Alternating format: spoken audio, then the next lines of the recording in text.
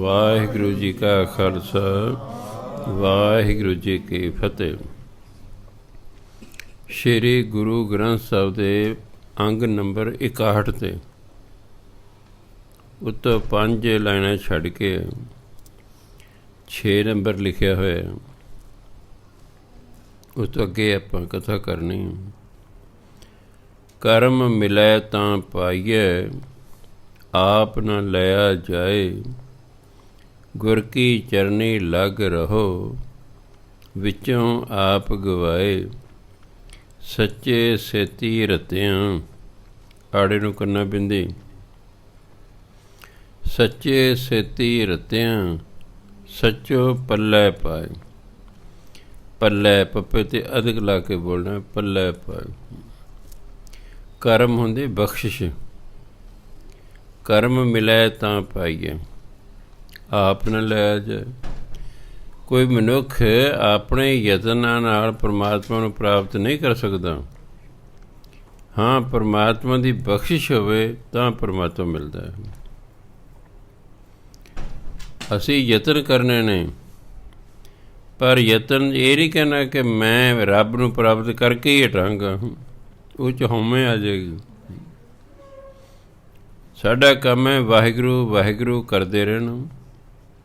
ਵਾਹਿਗੁਰੂ ਨੂੰ ਬੇਨਤੀ ਕਰਨਾ, ਸੱਚੇ ਪਾਤਸ਼ਾਹ ਦਰਸ਼ਨ ਦਿਦਾਰੇ ਦਿਓ। ਇਸ ਤਰ੍ਹਾਂ ਕਰਦਿਆਂ ਫਿਰ ਕਦੇ ਬਖਸ਼ਿਸ਼ ਹੋ ਜਾਏਗੀ। ਜਦੋਂ ਪਰਮਾਤਮਾ ਦੀ ਬਖਸ਼ਿਸ਼, ਗੁਰੂ ਦੀ ਬਖਸ਼ਿਸ਼ ਹੋ ਗਈ, ਫਿਰ ਪਰਮਾਤਮਾ ਮਿਲ ਜਾਏਗਾ। ਸੋ ਕਰਮ ਮਿਲੇ ਤਾਂ ਪਾਈਏ। ਜੇ ਪਰਮਾਤਮਾ ਦੀ ਬਖਸ਼ਿਸ਼ ਹੋਵੇ ਤਾਂ ਪਰਮਾਤਮਾ ਮਿਲਦਾ। ਆਪ ਨਾ ਲਿਆ ਜਾਏ। ਆਪਣੇ ਜ਼ੋਰ ਨਾਲ ਕੋਈ ਪਰਮਾਤਮਾ ਨੂੰ ਪ੍ਰਾਪਤ ਨਹੀਂ ਕਰ ਸਕਦਾ। ਗੁਰ ਕੀ ਚਰਨੀ ਲਗ ਰਹੋ, ਵਿੱਚੋਂ ਆਪ ਗਵਾਏ। ਗੁਰੂ ਦੇ ਚਰਨਾਂ ਨਾਲ ਜੁੜੇ ਰਹੋ। ਹੁਣ ਗੁਰੂ ਦੇ ਚਰਨ ਕੀ ਨੇ? ਹੁਣ ਸਾਡਾ ਗੁਰੂ ਸਰੀਰ ਤਾਂ ਹੈ ਨਹੀਂ। ਆਹ ਜਿਹੜੀ ਬਾਣੀ ਹੈ, ਪਰਮਾਤਮਾ ਦਾ ਨਾਮ ਹੈ, ਇਹ ਗੁਰੂ ਦੇ ਚਰਨ ਨੇ। ਗੁਰ ਕੀ ਚਰਨੀ ਲੱਗ ਰਹੋ। ਗੁਰੂ ਦੀ ਬਾਣੀ ਨਾਲ, ਗੁਰੂ ਦੇ ਨਾਮ ਨਾਲ ਲੱਗੇ ਰਹੋ। ਵਿੱਚੋਂ ਆਪ ਗਵਾਏ, ਅਤੇ ਅੰਦਰੋਂ ਫਿਰ ਹਉਮੈ ਖਤਮ ਕਰ ਲਓ। ਕਿਉਂਕਿ ਹਉਮੈ ਖਤਮ ਹੋਏਗੀ ਤਾਂ ਪਰਮਾਤਮਾ ਦੀ ਪ੍ਰਾਪਤੀ ਹੋਵੇਗੀ। ਹਉਮੈ ਤਾਂ ਖਤਮ ਹੁੰਦੀ ਜਦੋਂ ਮਨੁੱਖ ਨੂੰ 100% ਵਿਸ਼ਵਾਸ ਆ ਜਾਏ ਕਿ ਜਿਹੜਾ ਮੈਂ ਭਜਨਬੰਦੀ ਕਰ ਰਿਹਾ, ਇਹ ਤਾਂ ਉਹੀ ਕਰਾ ਰਿਹਾ ਹੈ। ਜੇ ਉਹ ਨਾ ਚਾਹੇ, ਮੈਂ ਭਜਨਬੰਦੀ ਕਰ ਹੀ ਨਹੀਂ ਸਕਦਾ। ਜਿਹੜਾ ਮੈਂ ਸਤਸੰਗ 'ਚ ਆਇਆ, ਇਹ ਤਾਂ ਉਹ ਲੈ ਕੇ ਆਇਆ। ਜੇ ਉਹ ਚਾਹੁੰਦੇ ਨਾ, ਮੈਂ ਆ ਹੀ ਨਹੀਂ ਸੀ ਸਕਦਾ। ਜੇ ਮੈਂ ਅੰਮ੍ਰਿਤ ਵੇਲੇ ਉੱਠ ਰਿਹਾ ਤਾਂ ਉਹ ਉਠਾ ਰਿਹਾ ਹੈ। ਜੇ ਉਹ ਨਾ ਚਾਹੇ ਤਾਂ ਮੈਨੂੰ ਢਿੱਲੇ ਮੱਠੇ ਕਰ ਦਿੰਦਾ। ਜੇ ਮੇਰੇ ਕੋਲ ਬਿਲਡਿੰਗ ਹੈ ਤਾਂ ਇਹ ਤਾਂ ਉਹਦੀ ਕਿਰਪਾ ਹੈ, ਨਹੀਂ ਤਾਂ ਮੈਨੂੰ ਗਰੀਬ ਬਣਾਉਂਦਾ ਉਹ। ਫਿਰ ਕਿਤੋਂ ਪਾਲਣ ਕਰ? ਇਹ ਤਾਂ ਉਹਦੀ ਕਿਰਪਾ ਹੈ। ਇਸ ਤਰ੍ਹਾਂ ਸਮਝਦੇ ਜਦੋਂ 100% ਵਿਸ਼ਵਾਸ ਹੋ ਗਿਆ ਵੀ ਹਾਂ, ਜੋ ਕੁਛ ਮੇਰੇ ਕੋਲ ਹੈ, ਜੋ ਮੇਰੇ ਅੰਦਰ ਹੈ, ਜੋ ਮੇਰੀ ਯੋਗਤਾ ਹੈ, ਜੋ ਮੇਰੀ ਪਦਵੀ ਹੈ, ਜੋ ਮੇਰਾ ਗਿਆਨ ਹੈ, ਇਹ ਸਭ ਪਰਮਾਤਮਾ ਦਾ ਦਿੱਤਾ ਹੋਇਆ ਹੈ। ਅਤੇ ਜਦੋਂ ਇੱਥੇ ਪਹੁੰਚ ਜਾਏਗਾ ਤਾਂ ਫਿਰ ਹੰਕਾਰ ਕਾਹਦਾ ਕਰੇਗਾ? ਆਪਣਾ ਕੁਛ ਹੈ ਹੀ ਨਹੀਂ। ਹੁਣ ਬੱਚਾ ਕਈ ਵਾਰੀ ਹੰਕਾਰ ਕਹਿ ਲਓ ਜਾਂ ਮਾਣ ਕਹਿ ਲਓ, ਮੈਂ ਦਿਨ ਰਾਤ ਮਿਹਨਤ ਕੀਤੀ ਤਾਂ ਕਲਾਸ 'ਚ ਫਸਟ ਆਇਆ। ਉਹਨੂੰ ਪੁੱਛੋ ਵੀ ਤੂੰ ਕਿਵੇਂ ਫਸਟ ਆਇਆ? ਉਹ ਕਹੇ ਮੈਂ ਜੀ ਦਿਨ ਰਾਤ ਲੱਗਾ ਰਿਹਾ। ਇਹ 'ਚ ਮੈਂ ਦਿਨ ਰਾਤ ਲੱਗਾ ਰਿਹਾ, ਮੈਂ ਆ ਗਈ, ਹੋਂ ਆ ਗਈ।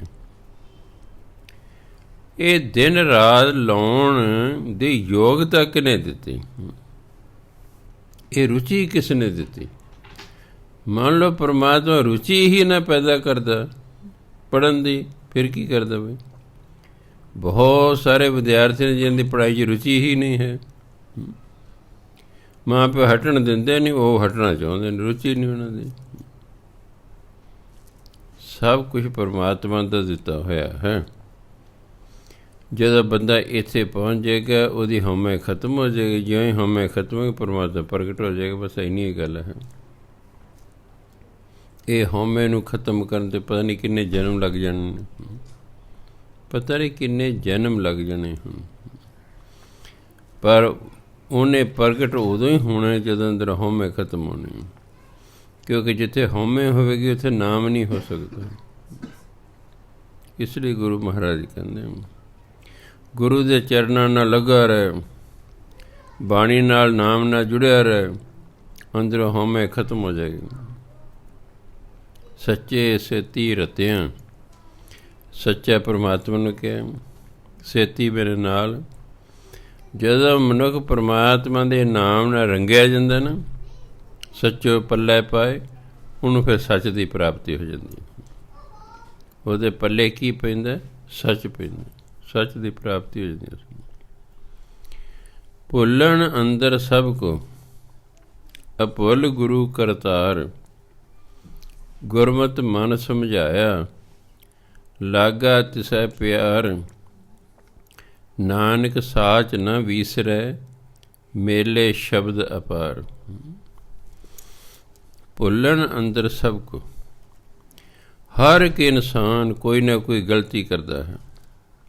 ਅਭੁੱਲ ਗੁਰੂ ਕਰਤਾਰ, ਦੋ ਅਭੁੱਲ ਨੇ, ਇੱਕ ਗੁਰੂ ਤੇ ਇੱਕ ਰੱਬ। ਗੁਰੂ ਕਦੋਂ ਬਣਦਾ? ਜਦੋਂ ਬੰਦਾ ਬ੍ਰਹਮ ਗਿਆਨੀ ਹੋ ਜਾਏ।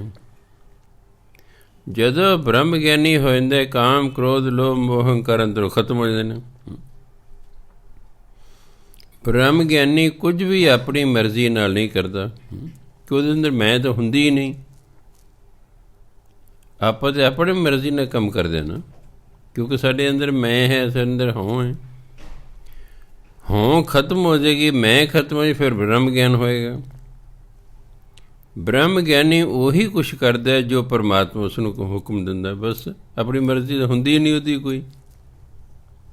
ਇਹ ਤਾਂ ਸਾਡੀ ਮਰਜ਼ੀ ਹੈ, ਅਸੀਂ ਆਪਣੀ ਮਰਜ਼ੀ ਨਾਲ ਕੰਮ ਕਰਦੇ ਹਾਂ। ਬ੍ਰਹਮ ਗਿਆਨੀ ਪਰਮਾਤਮਾ ਦੀ ਮਰਜ਼ੀ ਅਨੁਸਾਰ ਕਰਦਾ, ਇਸ ਲਈ ਉਹਦੀ ਤਾਂ ਗਲਤੀ ਹੁੰਦੀ ਹੀ ਨਹੀਂ। ਗਲਤੀ ਸਾਡੇ ਤੋਂ ਪੰਜ ਚੀਜ਼ਾਂ ਕਰਵਾਉਂਦੀਆਂ, ਜਾਂ ਕਾਮ, ਜਾਂ ਕ੍ਰੋਧ, ਜਾਂ ਲੋਭ, ਜਾਂ ਮੋਹ, ਜਾਂ ਹੰਕਾਰ। ਇਹਨਾਂ ਪੰਜਾਂ ਦੇ ਅਧੀਨ ਹੋ ਕੇ ਅਸੀਂ ਗਲਤੀਆਂ ਕਰਦੇ ਹਾਂ। ਜਦੋਂ ਇਹ ਅੰਦਰ ਹੀ ਨਹੀਂ ਰਹਿਣਗੇ ਤਾਂ ਫਿਰ ਅਸੀਂ ਗਲਤ ਕੰਮ ਕਿਵੇਂ ਕਰਾਂਗੇ? ਕੁਝ ਲੋਕ ਗੁਰੂ ਬਣ ਬੈਠੇ ਪਰ ਬ੍ਰਹਮ ਗਿਆਨੀ ਨਹੀਂ ਸਨ। ਅੰਦਰੋਂ ਇਹ ਕਾਮ ਵਗੈਰਾ ਖਤਮ ਨਾ ਹੋਏ, ਉਹਨਾਂ ਦੇ ਅਧੀਨ ਆ ਕੇ ਗਲਤ ਕਰਮ ਹੋ ਗਏ, ਫਿਰ ਜੇਲਾਂ ਹੋ ਗਈਆਂ, ਜੇਲਾਂ ਹੋ ਗਈ।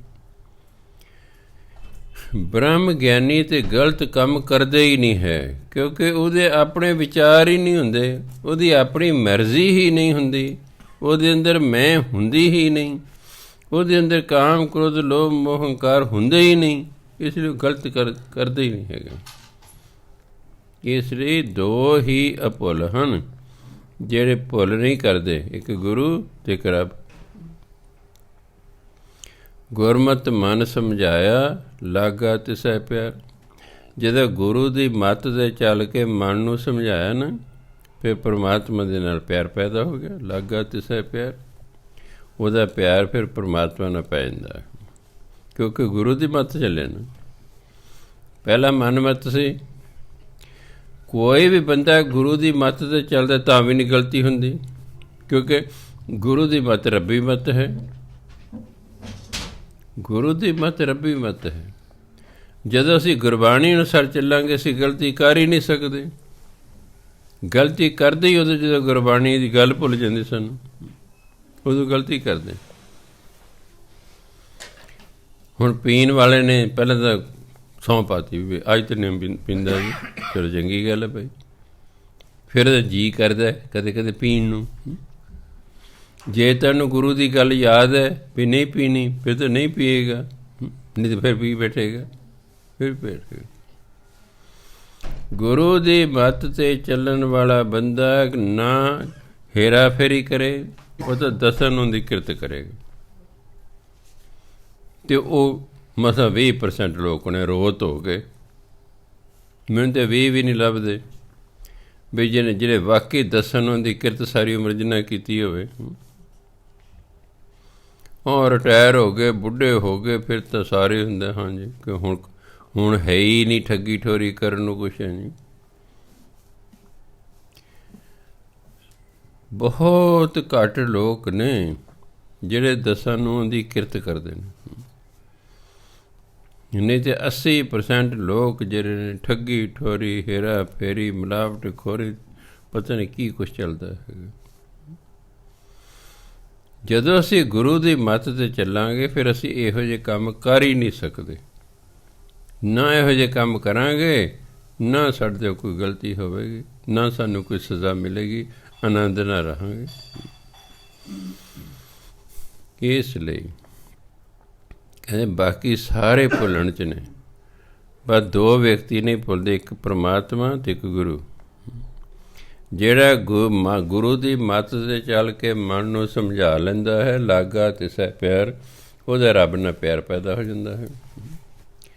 ਨਾਨਕ ਸਾਚ ਨਾ ਵਿਸਰੈ, ਮੇਲੇ ਸ਼ਬਦ ਅਪਾਰ। ਜਦੋਂ ਪਰਮਾਤਮਾ ਸ਼ਬਦ ਦੇ ਨਾਲ ਮੇਲਦਾ ਹੈ ਕਿਸੇ ਨੂੰ, ਇਹ ਜਿਹੜਾ ਸ਼ਬਦ ਹੈ ਨਾ, ਨਾਮ, ਇਹ ਪਰਮਾਤਮਾ ਨੇ ਸਾਨੂੰ ਮਿਲਾਉਂਦਾ ਹੈ।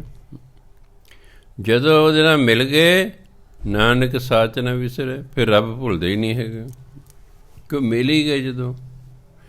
ਉਹ ਫਿਰ ਜੋ ਤੁਹਾਡੇ ਨਾਲ ਕੋਈ ਹਮੇਸ਼ਾ ਰਹਿੰਦਾ, ਉਹ ਤੁਹਾਨੂੰ ਭੁੱਲ ਨਹੀਂ ਸਕਦਾ, ਜੇ ਰਹਿੰਦੇ ਨਾਲ ਹੈ। ਪਰਮਾਤਮਾ ਨੂੰ ਮਿਲਾਉਣ ਦਾ ਸਾਧਨ ਨਾਮ ਹੈ, ਇਹ ਬਾਣੀ ਹੈ, ਨਾਮ ਹੈ, ਇਹ ਸਾਨੂੰ ਪਰਮਾਤਮਾ ਨਾਲ ਮਿਲਾਉਂਦੀ ਹੈ। ਜਦੋਂ ਕੋਈ ਪਰਮਾਤਮਾ ਨੂੰ ਮਿਲ ਪੈਂਦਾ ਹੈ, ਫਿਰ ਉਹ ਪਰਮਾਤਮਾ ਨੂੰ ਕਦੇ ਭੁੱਲਦਾ ਹੀ ਨਹੀਂ ਹੈ। ਅੱਗੇ ਕਹਿੰਦੇ ਸ਼੍ਰੀ ਰਾਗ ਮਹਿਲਾ ਪਹਿਲਾ, ਗੁਰੂ ਨਾਨਕ ਦੇਵ ਜੀ ਮਹਾਰਾਜ ਸ਼੍ਰੀ ਰਾਗ ਰਾਹੀਂ ਅੱਗੇ ਫਰਮਾਨ ਕਰਦੇ ਨੇ। ਤ੍ਰਿਸ਼ਨਾ, ਸੱਸੇ ਦੇ ਪੈਰ ਬਿੰਦੀ ਲਾ ਕੇ ਬੋਲਣਾ ਹੈ, ਹਿੰਦੀ ਦਾ ਸ਼ਬਦ ਹੈ ਤ੍ਰਿਸ਼ਨਾ। ਤ੍ਰਿਸ਼ਨਾ ਮਾਇਆ ਮੋਹਣੀ ਸੁਤ ਬੰਧਪ ਘਰ ਨਾਰ, ਧਨ ਜੋਬਨ ਜਗ ਠੱਗਿਆ, ਲਾਭ ਲੋਭ ਅਹੰਕਾਰ। ਇਹਨੂੰ ਅਹੰਕਾਰ ਨਹੀਂ ਪੜ੍ਹਨਾ, ਅਹੰਕਾਰ ਹੈ, ਹੰਕਾਰ ਨੂੰ ਕਹਿੰਦੇ ਨੇ। ਇਹ ਸੰਸਕ੍ਰਿਤ ਦਾ ਸ਼ਬਦ ਹੈ। ਸੰਸਕ੍ਰਿਤ ਦੇ ਹੰਕਾਰ ਕਹਿੰਦੇ ਅਹਿਮ, ਆੜਾ ਹਾਹਾ ਮਮਾ, ਅਹਿਮ ਸੰਸਕ੍ਰਿਤ ਦਾ ਸ਼ਬਦ ਹੈ, ਜਿਹਦਾ ਮਤਲਬ ਹੰਕਾਰ, ਉੱਥੋਂ ਹੀ ਬਣਾਇਆ ਹੈ। ਹਿੰਦੀ ਪੰਜਾਬੀ ਦਾ ਨਿਯਮ ਹੈ ਕਿ ਹਾਹੇ ਤੋਂ ਪਹਿਲਾ ਅੱਖਰ ਜੇ ਮੁਕਤਾ ਹੋਵੇ ਤਾਂ ਬੋਲਣ ਵੇਲੇ ਉਸਨੂੰ ਦੁਲਾਵਾਂ ਲੱਗਦੀਆਂ। ਹਾਹੇ ਤੋਂ ਪਹਿਲਾ ਅੱਖਰ ਆੜਾ ਹੈ। ਮੁਕਤੇ ਦਾ ਮਤਲਬ ਹੈ ਜਿਸ ਨੂੰ ਕੋਈ ਲਗ ਮਾਤਰ ਨਾ ਲੱਗੇ, ਕੰਨਾਂ, ਸਿਹਾਰੀ, ਬਿਆਰੀ, ਔਂਕੜ, ਦਲੈਂਕੜ ਕੁਛ ਨਾ ਲੱਗਾ ਹੋਵੇ, ਉਹਨੂੰ ਕਹਿੰਦੇ ਮੁਕਤਾ ਜੀ। ਇਹ ਹਾਹੇ ਤੋਂ ਪਹਿਲਾ ਅੱਖਰ ਆੜਾ ਮੁਕਤਾ ਹੈ, ਬੋਲਣ ਵੇਲੇ ਨੂੰ ਲੱਗੇ ਦੁਲਾਵਾਂ। ਜਿਹੜੀ ਹਾਹੇ 'ਤੇ ਟਿੱਪੀ ਹੈ, ਇਹ ਦੁਲਾਵਾਂ ਦੇ ਨਾਲ ਬਣ ਜਾਂਦੀ ਹੈ ਬਿੰਦੀ। ਆੜੇ ਨੂੰ ਦੁਲਾਵਾਂ, ਬਿੰਦੀ, ਹਾਹਾ, ਅਤੇ ਕੱਕੇ ਨੂੰ ਕਰਨਾ ਰਾਰਾ ਕਾਰ, ਕਿਉਂਕਿ ਰਾਰੇ ਨੂੰ ਸਿਹਾਰੀ ਤੇ ਬੋਲਦੀ ਨਹੀਂ ਹੈਗੀ। ਅਹੰਕਾਰ, ਇਹਦਾ ਉਚਾਰਨ ਕੀ ਹੈ? ਅਹੰਕਾਰ। ਅਹੰਕਾਰ ਨਹੀਂ ਬੋਲ ਦੇਣਾ, ਉਹ ਤੇ ਹੰਕਾਰ ਦਾ ਵਿਰੋਧੀ ਸ਼ਬਦ ਹੋ ਜਾਏਗਾ। ਅਹੰਕਾਰ, ਲਾਭ ਲੋਭ ਅਹੰਕਾਰ, ਮੋਹ ਠਗੋਲੀ ਹਉ ਮੋਈ, ਸਾ ਵਰਤੈ ਸੰਸਾਰ। ਹੁਣ ਸੰਸਾਰ 'ਚ ਕੀ ਹੈ? ਤ੍ਰਿਸ਼ਨਾ ਹੈ, ਮਾਇਆ ਦਾ ਮੋਹ ਹੈ, ਮਾਇਆ ਮੋਹਣੀ, ਮਾਇਆ ਜਿਹੜੀ ਮਨ ਨੂੰ ਮੋਹ ਲੈਣ ਵਾਲੀ ਹੈ। ਸੁੱਤ ਪੁੱਤਰ ਨੇ, ਬੰਧਪ ਰਿਸ਼ਤੇਦਾਰ ਨੇ, ਘਰ ਨਾਰ, ਘਰ ਦੀ ਨਾਰੀ, ਘਰ ਵਾਲੀ, ਇਹ ਸਾਰੇ ਮੋਹ ਹੈ। ਇਹਨਾਂ 'ਚ ਸਾਡਾ ਮੋਹ ਹੁੰਦਾ ਹੈ। ਧਨ ਜੋਬਨ ਜਗ ਠੱਗਿਆ, ਧਨ ਨੰਨੇ ਸਿਆਰੀ, ਧਨ ਨੇ, ਜੋਬਨ ਨੰਨੇ ਸਿਆਰੀ, ਜੋਬਨ ਜਵਾਨੀ ਨੇ, ਜਗ ਠੱਗਿਆ, ਸੰਸਾਰ ਨੂੰ ਠੱਗ ਲਿਆ ਹੈ। ਲਾਭ ਲਾਲਚ ਨੇ, ਲੋਭ ਲੋਭ ਨੇ, ਅਹੰਕਾਰ ਹੰਕਾਰ ਨੇ, ਇਹ ਸਾਨੂੰ ਠੱਗ, ਸਾਰੇ ਸੰਸਾਰ ਨੂੰ ਠੱਗ ਲੈਣਾ ਨੇ। ਮੋਹ ਠਗੋਲੀ, ਠਗੋਲੀ ਦੀ ਠੱਗ ਬੂਟੀ। ਪੁਰਾਣੇ ਜ਼ਮਾਨੇ 'ਚ ਠੱਗਾਂ ਕੋਲ ਇੱਕ ਬੂਟੀ ਹੁੰਦੀ ਸੀ, ਤੁਸੀਂ ਉਹਨਾਂ ਨਾਲ ਤੁਰੇ ਜਾ ਰਹੇ ਹੋ। ਉਹ ਤੁਹਾਡੇ ਨਾਲ ਗੱਲਾਂ ਬਾਤਾਂ ਕਰੀ ਜਾਣਗੇ, ਸਾਰਾ ਪਤਾ ਕਰ ਲੈਣਗੇ ਤੁਹਾਡੇ ਕੋਲ ਕੀ ਕੁਛ ਹੈ। ਜਦੋਂ ਪਤਾ ਲੱਗ ਗਿਆ ਵੀ ਤੁਹਾਡੇ ਕੋਲ ਪੈਸੇ ਪੂਸੇ ਹੈਗੇ, ਉਹਨਾਂ ਗੱਲਾਂ ਕਰਦਿਆਂ ਮੰਨ ਲਓ ਮੈਨੂੰ ਕਹਿਣਾ ਬਾਬਾ ਜੀ ਉਹ ਦੇਖੋ ਕੀ ਹੈ, ਮੈਂ ਉੱਧਰ ਮੂੰਹ ਕਰਨਾ, ਉਹਨਾਂ ਬੂਟੀ ਮੇਰੇ ਨੱਕ ਅੱਗੇ ਕਰ ਦੇਣੀ। ਜਦੋਂ ਮੈਂ ਸੁੰਘਾਂਗਾ ਨਾਲ ਜਿਹੜਾ ਬੇਹੋਸ਼ ਹੋ ਜਾਵਾਂਗਾ। ਬਸ ਇਹਨੇ ਚਿਰ ਨੂੰ ਮੇਰੀ ਜੇਬ ਜੋ ਕੁਛ ਨਾ ਕੱਢ ਕੇ ਲੈ ਜਾਣਾ। ਉਹਨੂੰ ਕਹਿੰਦੇ ਠੱਗ ਬੂਟੀ। ਇਹ ਮਾਇਆ ਵੀ ਠੱਗ ਬੂਟੀ ਹੈ, ਮੋਹ ਵੀ ਠੱਗ ਬੂਟੀ ਹੈ। ਸਾਰੇ ਸੰਸਾਰ 'ਚ ਵਰਤ ਰਹੀ ਹੈ। ਇਸ ਕਰਕੇ ਮੋਹ ਨੇ ਅਤੇ ਹਉ ਨੇ ਸਾਰੇ ਸੰਸਾਰ ਨੂੰ ਠੱਗ ਲਿਆ ਹੈ। ਸਾਰਾ ਸੰਸਾਰ ਇਹ ਠੱਗਾਂ ਦੇ ਰਾਹੀਂ ਮਰਿਆ ਹੋਇਆ ਹੈ। ਸੋ ਇਹ ਸਾਨੂੰ ਠੱਗਣ ਲਈ ਨੇ। ਇਹ ਕਿਉਂਕਿ ਸਾਡਾ ਇਹਨਾਂ 'ਚ ਮੋਹ ਹੁੰਦਾ ਹੈ। ਠੱਗਿਆ ਕੌਣ ਜਾਂਦਾ? ਜਿਹੜਾ ਵਿਸ਼ਵਾਸ ਕਰ ਲੈਂਦਾ ਹੈ, ਉਹੀ ਠੱਗਿਆ ਜਾਂਦਾ। ਜਿਹੜਾ ਵਿਸ਼ਵਾਸ ਹੀ ਨਹੀਂ ਕਰਦੇ ਉਹਨੂੰ ਕੌਣ ਠੱਗੇਗਾ? ਮੰਨ ਲਓ ਮੇਰੇ ਨਾਲ ਬੰਦਾ ਤੁਰੇ ਜਾ ਰਿਹਾ, ਮੈਨੂੰ ਉਸ 'ਤੇ ਵਿਸ਼ਵਾਸ ਹੀ ਨਹੀਂ ਕਿ ਚੰਗਾ ਬੰਦਾ ਹੈ, ਤਾਂ ਮੈਂ ਅਛੂਤ ਬਚ ਕੇ ਰਹਾਂਗਾ। ਠੱਗਣ ਵਾਲੇ ਸਾਡੇ ਨਾਲ ਮਿੱਠੀਆਂ ਮਿੱਠੀਆਂ ਗੱਲਾਂ ਕਰਕੇ ਸਾਡੇ ਨਾਲ ਐਂ ਸਮਝਦੇ ਵੀ ਅਸੀਂ ਤੁਹਾਡੇ ਹੀ ਹਾਂ ਜੀ, ਬਸ ਫਿਰ ਠੱਗਦੇ ਨੇ। ਜਦੋਂ ਕੋਈ ਤੁਹਾਡੇ ਨੂੰ ਮਿਲਣ ਆਵੇ ਅਤੇ ਲੋੜ ਤੋਂ ਵੱਧ ਤੁਹਾਡੀ ਵਡਿਆਈ ਕਰੇ ਨਾ, ਸਾਵਧਾਨ ਹੋ ਜਾਓ ਵੀ ਹੁਣ ਕੋਈ ਨਾ ਕੋਈ ਸਵਾਲ ਪਾਏਗਾ, ਆ ਮੇਰੀ ਸਹਾਇਤਾ ਕਰਿਓ ਜੀ, ਤੇਰਾ ਕਰੋ ਹੈਲਪ ਕਰਿਓ ਜੀ, ਮੈਂ ਬੜਾ ਔਖਾ ਜੀ। ਉੱਧਰ ਨਾ ਸਾਵਧਾਨ ਹੋ ਜਾਣਾ। ਪਹਿਲੇ ਉਹਦੇ ਬੋਲਣ ਤੋਂ ਪਹਿਲੇ ਕੋਈ ਬਹਾਨਾ ਲੱਭ ਲੈਣਾ। ਜਿਵੇਂ ਇੱਕ ਜੱਟ ਨੂੰ ਪਤਾ ਸੀ ਜਿਹੜਾ ਦੂਜਾ ਬੰਦਾ ਵੀ ਇਹ ਨਾ ਬੰਦਾ ਵਧੀਆ ਨਹੀਂ ਹੈਗਾ, ਇਹ ਚੀਜ਼ ਲੈ ਜਾਂਦਾ ਮੋੜ ਕੇ ਮੋੜਦਾ ਨਹੀਂ ਹੈ। ਉਹ ਗੱਡਾ ਮੰਗਣ ਆ ਗਿਆ, ਕਹਿੰਦਾ ਮੈਂ ਖਾਦ ਪਾਉਣੀ, ਦੇਸੀ ਰੂੜੀ ਹੁੰਦੀ ਵੀ ਮੈਨੂੰ ਆਪਣਾ ਗੱਡਾ ਦੇ ਦੇ। ਉਹ ਕਹਿੰਦਾ ਵੀ ਦੇਖ ਗੱਡਾ ਤਾਂ ਮੈਂ ਦੇ ਦਿੰਦਾ, ਪਰ ਇਹਦੇ ਨਾਲ ਕੱਟਾ ਵੱਜਿਆ ਇਸ ਲਈ ਮੈਂ ਦੇ ਨਹੀਂ ਸਕਦਾ। ਬਹਾਨਾ ਬਣਾਤਾ, ਜੇ ਗੱਡਾ ਦੇਣਾ ਤਾਂ ਕੱਟਾ ਖੋਲ ਲਓ, ਇਹ 'ਚ ਕਿਹੜੀ ਗੱਲ ਹੈ ਵੀ ਕੱਟਾ ਖੋਲ ਲਓ। ਜੇ ਦੇਣਾ ਹੀ ਦੇਣਾ ਨਹੀਂ ਸੀਗਾ, ਗੱਡਾ ਤਾਂ ਮੈਂ ਦੇ ਦਿੰਦਾ ਪਰ ਕੱਟਾ ਵੱਜਿਆ। ਕਿਉਂਕਿ ਜਿਹਨੇ ਤੁਹਾਨੂੰ ਠੱਗਣਾ ਹੈ, ਜਿਹਨੇ ਤੁਹਾਨੂੰ ਧੋਖਾ ਦੇਣਾ, ਉਹ ਹਮੇਸ਼ਾ ਹੀ ਤੁਹਾਡੇ ਨਾਲ ਬਹੁਤ ਲੋੜ ਤੋਂ ਵੱਧ ਮਿੱਠਾ ਬੋਲੇਗਾ, ਤੁਹਾਡੀ ਵਡਿਆਈ ਕਰੇਗਾ। ਬਾਬਾ ਜੀ ਕਿਆ ਬਾਤ ਹੈ ਜੀ, ਮੈਂ ਤਾਂ ਜਿੱਥੇ ਜਾਣਾ ਤੁਹਾਡੀ ਲੋਕ ਹੀ ਗੱਲਾਂ ਕਰਦੇ ਵੀ ਉਹ ਜੀ ਬੱਲੇ ਬੱਲੇ ਬੜੇ ਹੁਣ ਪਾਠੀ ਬਣਾਤੇ ਜੀ, ਉਹ ਬੜੀ ਵਧੀਆ ਕਥਾ ਕਰਦੇ ਨੇ ਜੀ, ਉਹ ਬੜਾ ਜੀ ਹੈ। ਫਿਰ ਜਿਹੜਾ ਹੈ ਸਾਵਧਾਨ ਹੋ ਜਾਣਾ ਵੀ ਹਾਂ ਸਾਵਧਾਨ ਹੋ ਜਾਵੇ ਸੱਜਣਾ, ਆ ਗਿਆ ਕਿ ਠੱਗ। ਹਾਂਜੀ, ਜਾਇਜ਼ ਵਡਿਆਈ ਇੱਕ ਦੂਜੇ ਦੀ ਕਰਨੀ ਚਾਹੀਦੀ ਹੈ, ਨਜਾਇਜ਼ ਨਹੀਂ ਕਰਨੀ ਚਾਹੀਦੀ। ਉਹਨੂੰ ਕਹਿੰਦੇ ਚਮਚਾਗੀਰੀ ਹੁੰਦਾ। ਚਮਚਾਗੀਰੀ ਪਰਮਾਤਮਾ ਨੂੰ ਪਸੰਦ ਨਹੀਂ ਹੈਗੀ। ਕਿਸੇ 'ਚ ਕੋਈ ਗੁਣ ਹੈ, ਜ਼ਰੂਰ ਉਸ ਗੁਣ ਦੀ ਵਡਿਆਈ ਕਰੋ ਤਾਂ ਜੋ ਉਹਦਾ ਗੁਣ ਪ੍ਰਫੁੱਲਤ ਹੋਵੇ। ਆਪਾਂ ਦੀ ਕਿਸੇ ਦੇ ਗੁਣ ਦੀ ਵਡਿਆਈ ਵੀ ਨਹੀਂ ਕਰਦੇ ਤਾਂ ਉਹਦੇ 'ਚ ਗੁਣਾਂ ਦਾ ਵਾਧਾ ਨਹੀਂ ਹੋਵੇਗਾ। ਹੁਣ ਅਸੀਂ ਆਪਣੇ ਵਿਦਿਆਰਥੀ 'ਚ ਕੋਈ ਨਾ ਕੋਈ ਗੁਣ ਵੇਖਦੇ ਸੀ, ਅਗਲੇ ਦਿਨ ਸਟੇਜ 'ਤੇ ਉਹਨੂੰ ਸੱਦ ਕੇ ਛੋਟੇ ਮੋਟੇ ਇਨਾਮ ਦੇ ਦੇਣੇ, ਕੋਈ ਕਾਪੀ ਦੇ ਦਿੱਤੀ, ਕੋਈ ਪੈਨ ਦੇ ਦਿੱਤਾ, ਕੁਛ ਭਾਈ ਇਹਦੀਆਂ ਹਾਜ਼ਰੀਆਂ ਸਭ ਤੋਂ ਵੱਧ ਨੇ ਸਕੂਲ 'ਚ। ਅਗਲੇ ਇੰਨੇ 'ਚ ਖੁਸ਼ ਨੇ, ਹੋਰ ਹਾਜ਼ਰ ਰਹਿਣਾ ਸ਼ੁਰੂ ਕਰ ਦਿੰਦਾ ਬਈ ਇਹਦੀ ਲਿਖਾਈ ਸਾਰੀ ਕਲਾਸ 'ਚ ਸਭ ਤੋਂ ਸੁੰਦਰ ਹੈ, ਤਾਂ ਜੋ ਸੁੰਦਰ ਲਿਖਦਾ ਰਹੇ ਹੋ। ਇਹ ਸਭ ਤੋਂ ਵੱਧ ਮਿੱਠਾ ਬੋਲਦਾ ਬੱਚਾ ਜੀ। ਇਹ ਬੱਚਾ ਜੀ ਆਗਿਆਕਾਰੀ ਟੀਚਰ, ਜੋ ਟੀਚਰ ਕਹਿੰਦਾ ਉਵੇਂ ਕਰਦਾ ਜੀ। ਜੋ ਕੋਈ ਗੁਣ ਕਿਸੇ 'ਚ ਵਿਖਾਈ ਦਿੰਦਾ ਹੈ, ਉਸ ਦੀ ਵਡਿਆਈ ਦੂਜਿਆਂ ਅੱਗੇ ਜ਼ਰੂਰ ਕਰਨੀ ਚਾਹੀਦੀ ਹੈ, ਤਾਂ ਜੋ ਉਹਦੇ ਗੁਣਾਂ 'ਚ ਵਾਧਾ ਹੋਵੇ, ਸੰਸਾਰ ਨੂੰ ਰਾਹ ਹੋਵੇ। ਪਰ ਬਹੁਤੀਆਂ ਗੱਲਾਂ ਅਸੀਂ ਨਿੰਦਿਆ ਵਾਲੀਆਂ ਹੀ ਕਰਦੇ ਹਾਂ, ਇਸ ਲਈ ਬੁਰਾਈ ਵੱਧਦੀ ਹੀ ਜਾ ਰਹੀ ਹੈ। ਚੰਗਿਆਈ ਦੀਆਂ ਤਾਂ ਗੱਲਾਂ ਹੀ ਨਹੀਂ ਕਿਤੇ ਕੀਤੀਆਂ ਜਾਂਦੀਆਂ, ਬੁਰਾਈ ਦੀਆਂ ਗੱਲਾਂ ਘਰਾਂ 'ਚ ਕੀ, ਦਫ਼ਤਰਾਂ 'ਚ ਕੀ, ਕਾਹਦੇ 'ਚ ਕੀ, ਬਸ ਜਿਹੜਾ ਹੈ ਨਿੰਦਿਆ ਹੀ ਨਿੰਦਿਆ ਕੀਤੀ ਜਾਂਦੀ ਹੈ। ਇਸ ਲਈ ਕੀ ਹੋ ਗਿਆ ਹੈ ਕਿ ਦਿਨ ਦਿਨ ਚੰਗਿਆਈ ਖਤਮ ਹੋ ਰਹੀ ਹੈ। ਜਿਸ ਚੀਜ਼ ਦੀ ਤੁਸੀਂ ਚਰਚਾ ਕਰਦੇ ਰਹੋਗੇ ਉਹੀ ਚੀਜ਼ ਵੱਧਦੀ ਜਾਵੇਗੀ। ਯਾਦ ਰੱਖਿਓ, ਬੜੀ ਰਿਸ਼ਵਤ ਹੈ ਜੀ ਦਫ਼ਤਰਾਂ ਜੀ, ਉਹ ਵੱਧਦੀ ਜਾਏ, ਘਟੇਗੀ ਨਹੀਂ ਤੁਹਾਡੇ ਕਹਿਣ ਨਾਲ ਨਾ। ਤੁਹਾਡੇ ਕਹਿਣ ਨਾਲ ਬੁਰਾਈ ਘਟੇਗੀ ਨਹੀਂ, ਵੱਧਦੀ। ਜਿਸ ਗੱਲ ਦੀ ਤੁਸੀਂ ਚਰਚਾ ਕਰੋਗੇ ਉਹੀ ਵੱਧਦੀ ਜਾਵੇਗੀ, ਉਹੀ ਵੱਧਦੀ ਜਾਏਗੀ। ਚਰਚਾ ਕਰਕੇ ਦੇਖ ਲਓ, ਬੁਰਾਈਆਂ ਦੀ ਚਰਚਾ ਸਭ ਥਾਂ 'ਤੇ ਹੈ, ਚੰਗਿਆਈ ਦੇ ਲੋਕ ਚਰਚਾ ਹੀ ਨਹੀਂ ਕਰਦੇ। ਕਿਸੇ ਦੀ ਵਡਿਆਈ ਕਰਨਾ ਕੋਈ ਸੌਖਾ ਕੰਮ ਨਹੀਂ ਹੈਗਾ। ਆਪਣੀ ਵਡਿਆਈ ਸੁਣਨਾ ਹਰ ਇੱਕ ਚਾਹੁੰਦਾ ਹੈ, ਕਿਹਦੀ ਵਡਿਆਈ ਕਰਨਾ ਕੋਈ ਨਹੀਂ ਚਾਹੁੰਦਾ। ਹਰ ਬੰਦਾ ਚਾਹੁੰਦਾ ਮੇਰੀ ਵਡਿਆਈ ਹੋਵੇ।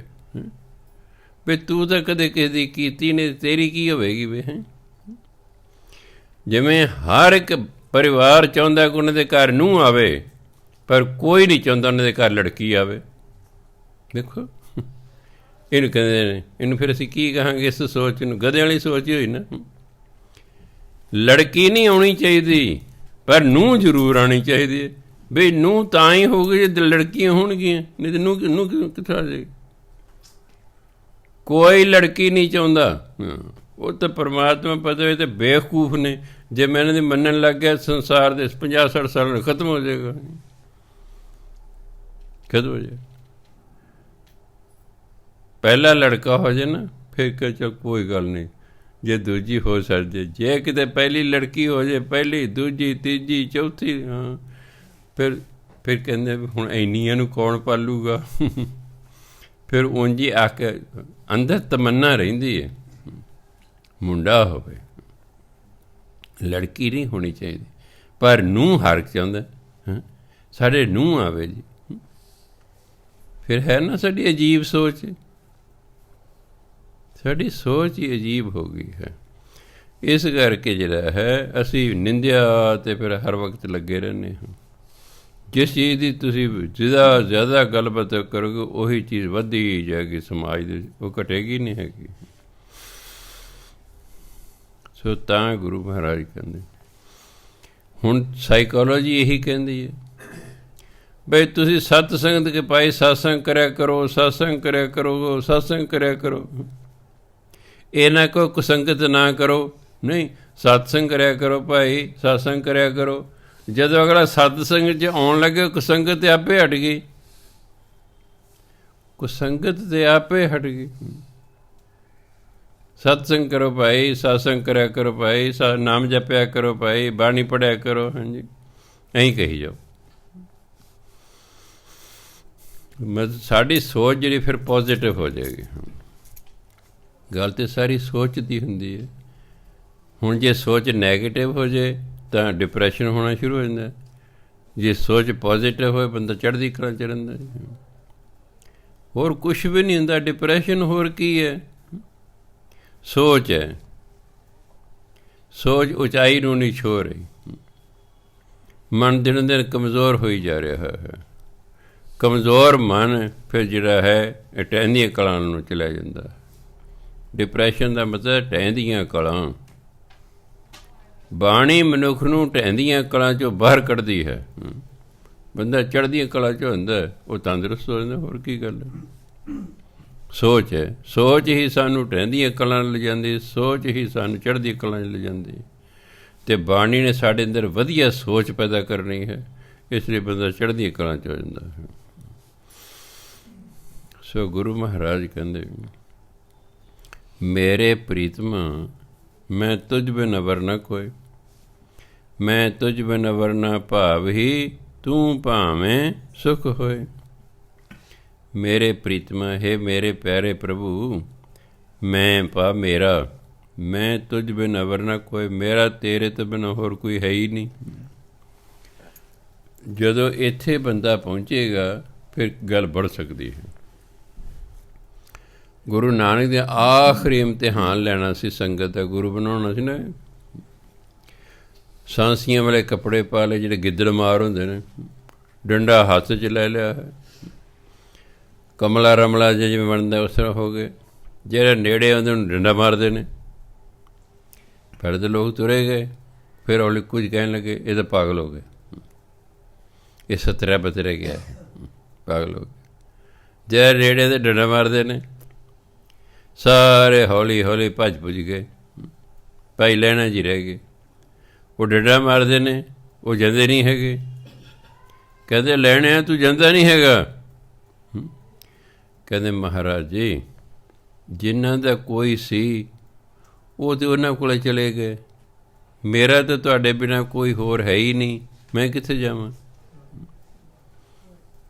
ਜਿਨ੍ਹਾਂ ਦਾ ਕੋਈ ਸੀ ਉਹ ਤਾਂ ਉਹਨਾਂ ਕੋਲ ਚਲੇ ਗਏ, ਮੇਰਾ ਤਾਂ ਤੁਹਾਡੇ ਤੋਂ ਬਿਨਾਂ ਹੋਰ ਕੋਈ ਹੈ ਹੀ ਨਹੀਂ, ਮੈਂ ਕਿੱਥੇ ਜਾਵਾਂ। ਅਤੇ ਬਸ ਇਹ ਗੱਲ ਬਣ ਗਈ। ਤਾਂ ਕਹਿੰਦੇ ਹੇ ਪਰਮਾਤਮਾ ਤੇਰੇ ਬਿਨਾਂ ਹੋਰ ਮੇਰਾ ਕੋਈ ਹੈ ਹੀ ਨਹੀਂ, ਤੇਰੇ ਤੋਂ ਬਿਨਾਂ ਮੇਰਾ ਹੋਰ ਕੋਈ ਓਟ ਆਸਰਾ ਨਹੀਂ ਹੈ। ਮੈਂ ਤੁਝ ਬਿਨਾਂ ਵਰਨਾ ਭਾਵੀ, ਮੈਨੂੰ ਤੇਰੇ ਤੋਂ ਬਿਨਾਂ ਹੋਰ ਕੋਈ ਚੰਗਾ ਹੀ ਨਹੀਂ ਲੱਗਦਾ। ਤੂੰ ਭਾਵੇਂ ਸੁੱਖ ਹੋਏ, ਜਦ ਤੂੰ ਮੈਨੂੰ ਚੰਗਾ ਲੱਗਦਾ ਫਿਰ ਮੈਨੂੰ ਸੁੱਖ ਮਿਲਦਾ ਹੈ। ਕਿਉਂਕਿ ਜੇ ਪਰਮਾਤਮਾ ਚੰਗਾ ਲੱਗਣ ਲੱਗ ਜੇ, ਪਰਮਾਤਮਾ ਦਾ ਨਾਮ ਚੰਗਾ ਲੱਗਣ ਲੱਗ ਜੇ, ਪਰਮਾਤਮਾ ਦੀ ਬਾਣੀ ਚੰਗੀ ਲੱਗਣ ਲੱਗ ਜੇ, ਅਸੀਂ ਸੁਖੀ ਹੋਣੇ ਸ਼ੁਰੂ ਹੋ ਜਾਂਦੇ, ਅਸੀਂ ਸੁਖੀ ਹੋਣੇ ਲੱਗ ਜਾਂਦੇ। ਬਾਣੀ ਚੰਗੀ ਲੱਗੀ ਤਾਂ ਹੀ ਪੜ੍ਹਾਂਗੇ ਨਾ, ਭੈੜੀ ਚੀਜ਼ ਨੂੰ ਤਾਂ ਕੌਣ ਪੜ੍ਹੇਗਾ ਜੀ। ਜਿਹਨੂੰ ਬਾਣੀ ਚੰਗੀ ਲੱਗਦੀ ਸਮਝੋ ਉਹ ਸੁਖੀ ਹੋਣਾ ਸ਼ੁਰੂ ਹੋ ਗਿਆ। ਹੁਣ ਜਿਹਨੂੰ ਨਾਮ ਚੰਗਾ ਲੱਗਦਾ ਉਹਨੇ ਵੀ ਸੁਖੀ ਹੋ ਜਾਣਾ, ਜਿਹਨੂੰ ਰੱਬ ਚੰਗਾ ਲੱਗਦਾ ਉਹਨੇ ਨਾਲ ਸੁਖੀ ਹੋ ਜਾਣਾ, ਨਾਲ ਉਹਨੇ ਦਿਨੋਂ ਦਿਨ ਅਮੀਰ ਹੋਈ ਜਾਣਾ ਹੈ, ਦਿਨੋਂ ਦਿਨ ਉਹਦੀ ਇੱਜ਼ਤ ਮਾਨ ਆਦਰ ਵੱਧਦਾ ਜਾਣਾ ਹੈ। ਬਸ ਚੰਗਾ ਲੱਗਣਾ ਚਾਹੀਦਾ। ਇਸੇ ਤੂੰ ਭਾਵੇਂ ਸੁੱਖ ਹੋਏ, ਜਦ ਤੂੰ ਮੈਨੂੰ ਚੰਗਾ ਲੱਗਦਾ ਮੈਨੂੰ ਸੁੱਖ ਹੁੰਦਾ ਹੈ। ਰਹਾਓ ਨਾਮ ਸਲਾਹੀ ਰੰਗ ਸਿਉ, ਗੁਰ ਕੈ ਸ਼ਬਦ ਸੰਤੋਖ, ਜੋ ਦੀਸੈ ਸੋ ਚਲਸੀ, ਕੂੜਾ ਮੋਹ ਨ ਵੇਖ। ਵਾਟ ਵਟਾਊ ਆਇਆ, ਨਿਤ ਚਲਦਾ ਸਾਥ ਦੇਖ। ਨਾਮ ਸਲਾਹੀ ਰੰਗ ਸਿਉ, ਰੰਗ ਪਿਆਰ ਨੂੰ ਕਹਿੰਦੇ। ਇੱਕ ਰੰਗ ਹੋਊਗਾ ਕਾਲਾ ਰੰਗ, ਲਾਲ ਰੰਗ, ਪੀਲਾ ਰੰਗ, ਇੱਥੇ ਰੰਗ ਹੈ ਪਿਆਰ। ਇੱਕ ਹੁੰਦਾ ਮੌਜਾਂ, ਰੰਗ ਲੱਗੇ ਨੇ ਜੀ, ਫਲਾਣੇ ਬੰਦੇ ਰੰਗ ਲੱਗੇ ਨੇ ਜੀ, ਹੁਣ ਮੌਜਾਂ ਲੱਗੀਆਂ ਹੋਈਆਂ ਹੈ। ਇੱਕ ਹੈ ਰੰਗ ਪਿਆਰ। ਨਾਮ ਸਲਾਹੀ ਰੰਗ ਸਿਉ, ਪਿਆਰ ਸਹਿਤ ਪਰਮਾਤਮਾ ਦੀ ਸਿਫਤ ਸਲਾਹ ਕਰਨੀ ਚਾਹੀਦੀ ਹੈ। ਗੁਰ ਕੈ ਸ਼ਬਦ ਸੰਤੋਖ, ਫਿਰ ਗੁਰੂ ਦੇ ਸ਼ਬਦ ਰਾਹੀਂ, ਇਸ ਨਾਮ ਦੇ ਰਾਹੀਂ ਅੰਦਰ ਕੀ ਪੈਦਾ ਹੋ ਜਾਏਗਾ? ਸਬਰ ਸੰਤੋਖ। ਕਿਉਂਕਿ ਜਿੰਨਾ ਚਿਰ ਸਬਰ ਸੰਤੋਖ ਨਹੀਂ ਹੁੰਦਾ, ਨਾਮ ਦੇ 'ਚ ਮਨ ਜੁੜਦਾ ਹੀ ਨਹੀਂ ਹੈ, ਜਿੰਨਾ ਮਰਜ਼ੀ ਲੱਗੇ ਰਹੋ। ਅਗਰ ਅੰਦਰ ਸਬਰ ਸੰਤੋਖ ਨਹੀਂ, ਨਾਮ ਬਾਣੀ ਮਨ ਨਹੀਂ ਜੁੜਿਆ ਕਰਦਾ। ਠੀਕ ਹੈ, ਰਸਨਾ ਪੜ੍ਹੀ ਜਾਏਗੀ, ਮਨ ਤਾਂ ਬੇਸਬਰਾ ਹੈ, ਉਹ ਤਾਂ ਬਾਹਰ ਫਿਰੀ ਜਾ ਰਿਹਾ ਹੈ। ਅੰਦਰ ਸਬਰ ਸੰਤੋਖ ਹੋਣਾ ਚਾਹੀਦਾ ਹੈ। ਅਤੇ ਸਬਰ ਸੰਤੋਖ ਦੀ ਨਿਸ਼ਾਨੀ ਕੀ ਹੈ? ਕਿ ਦਾਤੇ ਦਾ ਦਿੱਤਾ ਬਹੁਤ ਹੈ, ਮੂੰਹ ਸਹਿਜ ਸੁਭਾਅ ਨਿਕਲਦਾ, ਦਾਤੇ ਦਾ ਦਿੱਤਾ ਬਹੁਤ ਹੈ। ਔਰ ਜੇ ਤਾਂ ਅਸੀਂ ਬਹੁਤ ਬਹੁਤ ਮੰਗਦੇ ਹੀ ਰਹਿੰਦੇ ਹਾਂ ਰੋਜ਼, ਮੰਗੀ ਜਾਂਦੇ ਉਸ, ਹਾਲਾਂਕਿ ਦਿੱਤਾ ਬਥੇਰਾ, ਫਿਰ ਇਹ ਮਨੁੱਖ ਦਾ ਸੁਭਾਅ ਮੰਗਤਾ ਹੈ। ਇਹ ਮਨੁੱਖ ਮੰਗਤਾ ਹੈ, ਇਹ ਮਰਨ ਤੱਕ ਹਟਦੇ ਹੀ ਨਹੀਂ ਮੰਗਣਾ। ਤਾਂ ਹੀ ਕਿਹਾ ਦੱਦਾ ਦਾਤਾ ਏਕ ਹੈ, ਬਸ ਇੱਕੋ ਹੀ ਦਾਤਾ ਹੈ, ਬਾਕੀ ਦੇ ਸਾਰੇ ਮੰਗਤੇ ਹੈ। ਸਿਰਫ ਇੰਨਾ ਕਿ ਕੋਈ ਮੰਗਦਾ ਪੈਸਾ ਮੰਗਦਾ ਹੈ, ਕੋਈ ਰੁਪਈਆ ਮੰਗਦਾ ਹੈ, ਕੋਈ 10 ਰੁਪਈਏ ਕਹਿੰਦਾ ਹੈ, ਕੋਈ ਲੱਖ ਮੰਗਦਾ ਹੈ, ਕੋਈ ਕਰੋੜ ਮੰਗਦਾ ਹੈ। ਮੰਗ ਹਰ ਇੱਕ ਰਿਹਾ ਹੈ, ਕਿਉਂਕਿ ਅੰਦਰ ਸਬਰ ਸੰਤੋਖ ਨਹੀਂ। ਅੰਦਰ ਸਬਰ ਸੰਤੋਖ ਹੀ ਮੰਗ ਰਿਹਾ ਹੈ। ਬਾਣੀ ਪੜ੍ਹੀ ਜਾਂਦਾ, ਫਿਰ ਅੰਦਰ ਅੰਦਰ ਮੰਗੀ ਜਾਂਦਾ ਹੈ। ਸਿਮਰਨ ਕਰੀ ਜਾਂਦਾ, ਕੋਈ ਮੰਗੀ ਵੀ ਜਾ ਰਿਹਾ ਅੰਦਰ, ਉਹ ਮਨ ਜੁੜਦਾ ਹੀ ਨਹੀਂ ਹੈਗਾ ਬੰਦੇ ਦਾ। ਸਬਰ ਸੰਤੋਖ ਤੋਂ ਬਿਨਾਂ ਮਨ ਨਹੀਂ ਬਾਣੀ ਨਾਮ 'ਚ ਜੁੜਦਾ। ਅਤੇ ਨਾਮ ਬਾਣੀ ਨੇ ਹੀ ਹੌਲੀ ਹੌਲੀ ਸਬਰ ਸੰਤੋਖ ਪੈਦਾ ਕਰਨਾ। ਇਹਨੇ ਅੰਦਰ ਸਬਰ ਸੰਤੋਖ ਪੈਦਾ ਕਰ, ਜੇ ਲੱਗਾ ਰਹੇ ਬੰਦਾ ਔਖਾ ਸੌਖਾ, ਹੌਲੀ ਹੌਲੀ ਅੰਦਰ ਸਬਰ ਸੰਤੋਖ ਪੈਦਾ ਹੋ ਜਾਏਗਾ। ਕਿਉਂਕਿ ਜੇ ਤੁਸੀਂ ਧਿਆਨ ਨਾਲ ਵੇਖੋ, ਸਾਨੂੰ ਬਹੁਤਾ ਕੁਛ ਨਹੀਂ ਚਾਹੀਦਾ। ਜੇ ਕਿਤੇ ਬੀਬੀਆਂ 'ਚ ਸਬਰ ਸੰਤੋਖ ਪੈਦਾ ਹੋ ਜਾਏ, ਥੋੜ੍ਹੇ ਜਿਹੇ ਪੈਸਿਆਂ ਨਾਲ ਹੀ ਸਰ ਜਾਏਗਾ। ਸਾਰੇ ਪਰਿਵਾਰ ਦੇ ਜੀਆਂ 'ਤੇ ਕੱਪੜੇ ਜਿੰਨਾ ਖਰਚਾ ਇਕੱਲੀ ਇੱਕ ਬੀਬੀ 'ਤੇ ਆ ਜਾਂਦਾ ਉਹਨਾਂ ਖਰਚਾ। ਪਰਿਵਾਰ ਦੇ 4 ਜੀਅ ਹੋ, 3 ਜੀਆਂ 'ਤੇ ਜਿੰਨਾ ਖਰਚਾ ਹੁੰਦਾ ਨਾ ਇਕੱਲਾ ਬੀਬੀ ਦੇ ਕੱਪੜੇ ਦਾ ਖਰਚਾ ਆ ਜਾਏਗਾ। ਅੰਦਰ ਸਬਰ ਸੰਤੋਖ ਨਹੀਂ ਹੈ, ਹੋਰ ਕੋਈ ਕਾਰਨ ਨਹੀਂ ਹੈ। ਅੰਦਰ ਸਬਰ ਸੰਤੋਖ ਨਹੀਂ। ਇਹ 25 ਸੂਟ ਵੀ ਥੋੜ੍ਹੇ ਨੇ, ਫਲਾਣੀ ਕੋਲ 27 ਨੇ, ਮੇਰੇ ਕੋਲ 25 ਨੇ। ਇਸ ਲਈ ਪੁੱਛਦੀ ਰਹਿੰਦੀਆਂ ਨੇ ਇਹ ਕਿੱਥੋਂ ਲੈਂਦਾ ਹੈ, ਇਹ ਤੂੰ ਪਿਛਲੀ ਵਾਰੀ ਵੀ ਪਾਇਆ ਸੀ, ਆਇਆ ਹੈ ਐਤਕੀ ਬਿਲਕੁਲ ਨਵਾਂ ਪਾਇਆ, ਕਿਆ ਬਾਤ ਹੈ, ਕਿੰਨੇ ਦਾ ਹੈ। ਹੋਰ ਕਾਰਨ ਹੀ ਕੋਈ ਨਹੀਂ। ਉਹ ਤਾਂ 4-5 ਸੂਟ ਬਹੁਤ ਨੇ, ਸਰੀਰ ਹੀ ਢੱਕਣਾ। ਜਦੋਂ ਅੰਦਰ ਸਬਰ ਸੰਤੋਖ ਪੈਦਾ ਹੋਏਗਾ ਨਾ, ਥੋੜ੍ਹੇ ਜਿਹੇ ਕੱਪੜੇ ਨਾਲ ਹੀ ਸਰ ਜਾਏਗਾ। ਵੀ ਸਰੀਰ ਹੀ ਢੱਕਣਾ, ਹੋਰ ਤਾਂ ਕੀ। ਕੱਪੜਾ ਐਕਚੁਅਲੀ ਬਣਿਆ ਸੀ ਸਰੀਰ ਢੱਕਣ ਲਈ। ਇਹ ਤਾਂ ਅਸੀਂ ਬਾਅਦ 'ਚ ਆਪਣੀ ਸਜਾਵਟਾਂ ਕਰਨੀ ਸ਼ੁਰੂ ਕਰਤੀਆਂ। ਸਰੀਰ ਸ਼ੁਰੂ ਤੋਂ ਢੱਕ, ਜਦੋਂ ਬਿਲਕੁਲ ਬੰਦਾ ਅਵਾਰਾ ਸੀ ਅਤੇ ਉਹਨੂੰ ਨਹੀਂ ਸੀ ਗਿਆਨ ਪੂਰਾ, ਉਦੋਂ ਤਾਂ ਨੰਗਾ ਹੀ ਰਹਿੰਦਾ ਸੀ। ਹੌਲੀ ਹੌਲੀ ਜਦੋਂ ਦਿਮਾਗ ਥੋੜ੍ਹਾ ਡਿਵੈਲਪ ਹੋਇਆ, ਉਸਨੇ ਪੱਤਿਆਂ ਨੂੰ ਲੱਕ ਦੁਆਲੇ ਬਣਨਾ ਸ਼ੁਰੂ ਕਰਤਾ। ਹੌਲੀ ਹੌਲੀ ਫਿਰ ਜਦੋਂ ਕੱਪੜੇ ਦੀ ਕਾਢ ਨਿਕਲੀ, ਫਿਰ ਇਹ ਕੱਪੜੇ ਪਾਉਣੇ ਸ਼ੁਰੂ ਕਰਤੇ ਉਸਨੇ। ਜਦੋਂ ਸਬਰ ਸੰਤੋਖ ਪੈਦਾ ਹੋ ਗਿਆ, ਥੋੜ੍ਹੇ ਨਾਲ ਹੀ ਸਰ ਜਾਣਾ, ਫਿਰ ਥੋੜ੍ਹੇ ਨਾਲ ਹੀ ਸਰ ਜਾਣਾ। ਜੇ ਸਬਰ ਸੰਤੋਖ ਨੇ, ਡਬਲ ਸਟੋਰੀ ਬਿਲਡਿੰਗ 'ਚ ਰਹਿਣ ਨਾਲ 2 ਬੰਦੇ ਘਰ 'ਚ ਰਹਿਣ ਵਾਲੇ, ਦੇਖੋ ਤੁਸੀਂ ਕਦੇ ਵੀ ਨੋਟ ਕਰਿਓ, ਜਿੰਨੇ ਜ਼ਿਆਦਾ ਜੀ ਉਹਨਾਂ ਛੋਟਾ ਘਰ, ਜਿੰਨੇ ਥੋੜ੍ਹੇ ਜੀ ਉਹਨਾਂ ਵੱਡਾ ਘਰ। ਜਿੰਨੇ ਜ਼ਿਆਦਾ ਜੀ ਉਹਨੇ ਛੋਟਾ ਘਰ, ਜਿੰਨੇ ਘੱਟ ਜੀ ਉਹਦਾ ਵੱਡਾ ਘਰ। ਵੀ ਦੱਸ ਕੀ ਕਰਨਾ ਵੇ, ਕੀ ਕਰਨਾ। 2 ਜੀ ਹੋ, ਹੁਣ ਇੱਕ ਜੀ 5 ਕਮਰੇ ਤਾਂ ਐਟ ਏ ਟਾਈਮ ਸੌਣੋ ਰਿਹਾ। 2 ਜੀ ਹੋ ਤਾਂ ਇੱਕੋ ਹੀ ਕਮਰੇ 'ਚ ਹੀ ਸਮੋਗੇ। ਹਾਂ, ਜਿੱਦੇ ਭਾਈ ਲੜ ਲੁੜ ਪਏ ਉਹਦੇ ਦੂਜੇ ਪੈ ਜਾਏਗਾ ਕੋਈ ਨਹੀਂ ਤੇ ਹੋਰ। ਪਰ ਨਹੀਂ, ਮੈਂ ਦੇਖੇ ਜਿੰਨੇ ਘੱਟ ਜੀ ਓਡੀ ਵੱਡੀ ਬਿਲਡਿੰਗ। ਹਾਂ, ਓਡੀ ਵੱਡੀ ਬਿਲਡਿੰਗ। ਕਿਉਂ? ਅੰਦਰ ਸਬਰ ਸੰਤੋਖ ਨਹੀਂ, ਹੋਰ ਕੋਈ ਗੱਲ ਨਹੀਂ ਹੈਗੀ। ਜੇ ਅੰਦਰ ਸਬਰ ਸੰਤੋਖ ਹੈ, ਠੀਕ ਹੈ ਭਾਈ। ਹੁਣ ਮੰਨ ਲਓ ਤੁਹਾਡੇ 2 ਬੱਚੇ ਨੇ, ਇੱਕ ਕਮਰਾ ਤੁਸੀਂ ਆਪਣੇ ਲਈ ਪਾ ਲਿਆ, 2 ਬੱਚਿਆਂ ਲਈ ਪਾ ਲਿਆ, ਇੱਕ ਵੱਧ ਤੋਂ ਵੱਧ ਆਏ ਗਏ ਲਈ ਪਾ ਲਿਆ। ਰਸੋਈ ਗੁਸਲ ਕਰਨਾ ਚਾਹੀਦਾ, ਹੋਰ ਉੱਥੇ ਕੀ ਹੈ। ਦੂਜੀ ਤੀਜੀ ਮਤਲਬ ਉਹ ਬਣਾਈ ਜਾਣੀ ਹੈ, ਫਿਰ ਉਹਨੂੰ ਝਾੜੂ ਫੇਰੀ ਜਾਓ, ਪੋਚੇ ਫੇਰੀ ਜਾਓ, ਫਿਰ ਉਹਦੇ ਲਈ ਨੌਕਰਾਣੀ ਲੱਭੋ, ਫਿਰ ਖਰਚੇ ਆਪਣੇ ਵਧਾਓ। ਅਤੇ ਨਾਮ ਤੋਂ ਬਿਨਾਂ ਅੰਦਰ ਸਬਰ ਸੰਤੋਖ ਪੈਦਾ ਹੀ ਨਹੀਂ ਹੁੰਦਾ, ਅਤੇ ਸਬਰ ਸੰਤੋਖ ਤੋਂ ਬਿਨਾਂ ਸੁੱਖ ਨਹੀਂ ਮਿਲਦਾ। ਨਾਮ ਸਲਾਹੀ ਰੰਗ ਸਿਉ ਗੁਰ ਕੈ ਸ਼ਬਦ ਸੰਤੋਖ। ਕਹਿੰਦਾ ਪਿਆਰ ਸਹਿਤ ਨਾਮ ਜਪਣਾ ਚਾਹੀਦਾ ਹੈ, ਅਤੇ ਗੁਰੂ ਦੇ ਸ਼ਬਦ ਰਾਹੀਂ ਫਿਰ ਅੰਦਰ ਸਬਰ ਸੰਤੋਖ ਪੈਦਾ ਹੋ ਜਾਂਦਾ ਹੈ। ਜੋ ਦੀਸੈ ਸੋ ਚਲਸੀ, ਕੂੜਾ ਮੋਹ ਨਾ ਵੇਖ। ਕਹਿੰਦੇ ਜਿਹੜੇ ਮੋਹ ਹੈ ਨਾ, ਸੰਸਾਰਕ ਮੋਹ, ਪਰਿਵਾਰਾਂ ਦਾ ਮੋਹ, ਇਹ ਤਾਂ ਕੂੜਾ ਹੈ, ਝੂਠਾ ਹੈ। ਕਿਉਂਕਿ ਜੋ ਦਿਸ ਰਿਹਾ ਇਹਨੇ ਇੱਕ ਦਿਨ ਇੱਥੋਂ ਚਲੇ ਜਾਣਾ ਹੈ। ਜੋ ਦੀਸੈ ਸੋ ਚਲਸੀ, ਜੋ ਵਿਖਾਈ ਦੇ ਰਿਹਾ ਇਹਨਾਂ ਅੱਖਾਂ ਨਾਲ, ਇੱਕ ਦਿਨ ਇੱਥੋਂ ਚਲੇ ਜਾਣਾ ਸੀ, ਭਾਵ ਡੈਥ ਹੋ ਜਾਣੀ, ਖਤਮ ਹੋ ਜਾਣਾ ਨੇ। ਫਿਰ ਇਸ ਝੂਠੇ ਮੋਹ ਵੱਲ ਕੀ ਵੇਖੀ ਜਾਣਾ, ਕਹਿੰਦੇ ਮੋਹ 'ਚ ਫਸੇ ਹੀ ਰਹਿਣਾ ਹਮੇਸ਼ਾ। ਆਪਣੀਆਂ ਡਿਊਟੀਆਂ ਕਰੀਦੀਆਂ ਨੇ, ਮੋਹ 'ਚ ਨਹੀਂ ਫਸੀਦਾ ਹੁੰਦਾ। ਜੋ ਪਿਤਾ ਦੀ ਡਿਊਟੀ ਹੈ ਪਿਤਾ ਕਰੇ, ਜੋ ਮਾਤਾ ਦੀ ਡਿਊਟੀ ਹੈ ਮਾਤਾ ਕਰੇ, ਜੋ ਧੀ ਦੀ ਡਿਊਟੀ ਹੈ ਧੀ ਕਰੇ, ਜੋ ਭੈਣ ਦੀ ਡਿਊਟੀ ਭੈਣ ਕਰੇ, ਜੋ ਪੁੱਤਰ ਦੀ ਡਿਊਟੀ ਹੈ ਪੁੱਤਰ ਕਰੇ। ਆਪਣੀ ਆਪਣੀ ਡਿਊਟੀ ਕਰੋ। ਜਦੋਂ ਬੰਦਾ ਆਪਣੀ ਆਪਣੀ ਡਿਊਟੀ ਕਰ ਲੈ, ਸਭ ਕੁਝ ਠੀਕ ਹੋ ਜਾਏਗਾ।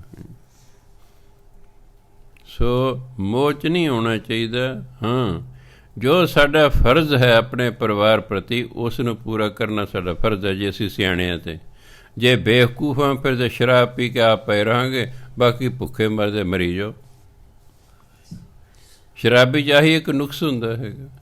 ਹੁਣ ਆਪਣਾ ਚਾਹੀਦਾ ਬਸ, ਬਾਕੀ ਕੋਲ ਰੋਟੀ ਹੈ ਕਿ ਨਹੀਂ ਹੈ, ਕੋਈ ਫਲ ਫਰੂਟ ਘਰ 'ਚ ਆਇਆ ਕਿ ਨਹੀਂ ਹੈ, ਉਸਨੂੰ ਕੋਈ ਲੈਣੇ ਦੇਣੇ ਇਸ ਨੂੰ। ਹੁਣ ਤਾਂ ਆਪਣੇ ਪੀਣ ਤੱਕ ਹੁੰਦਾ।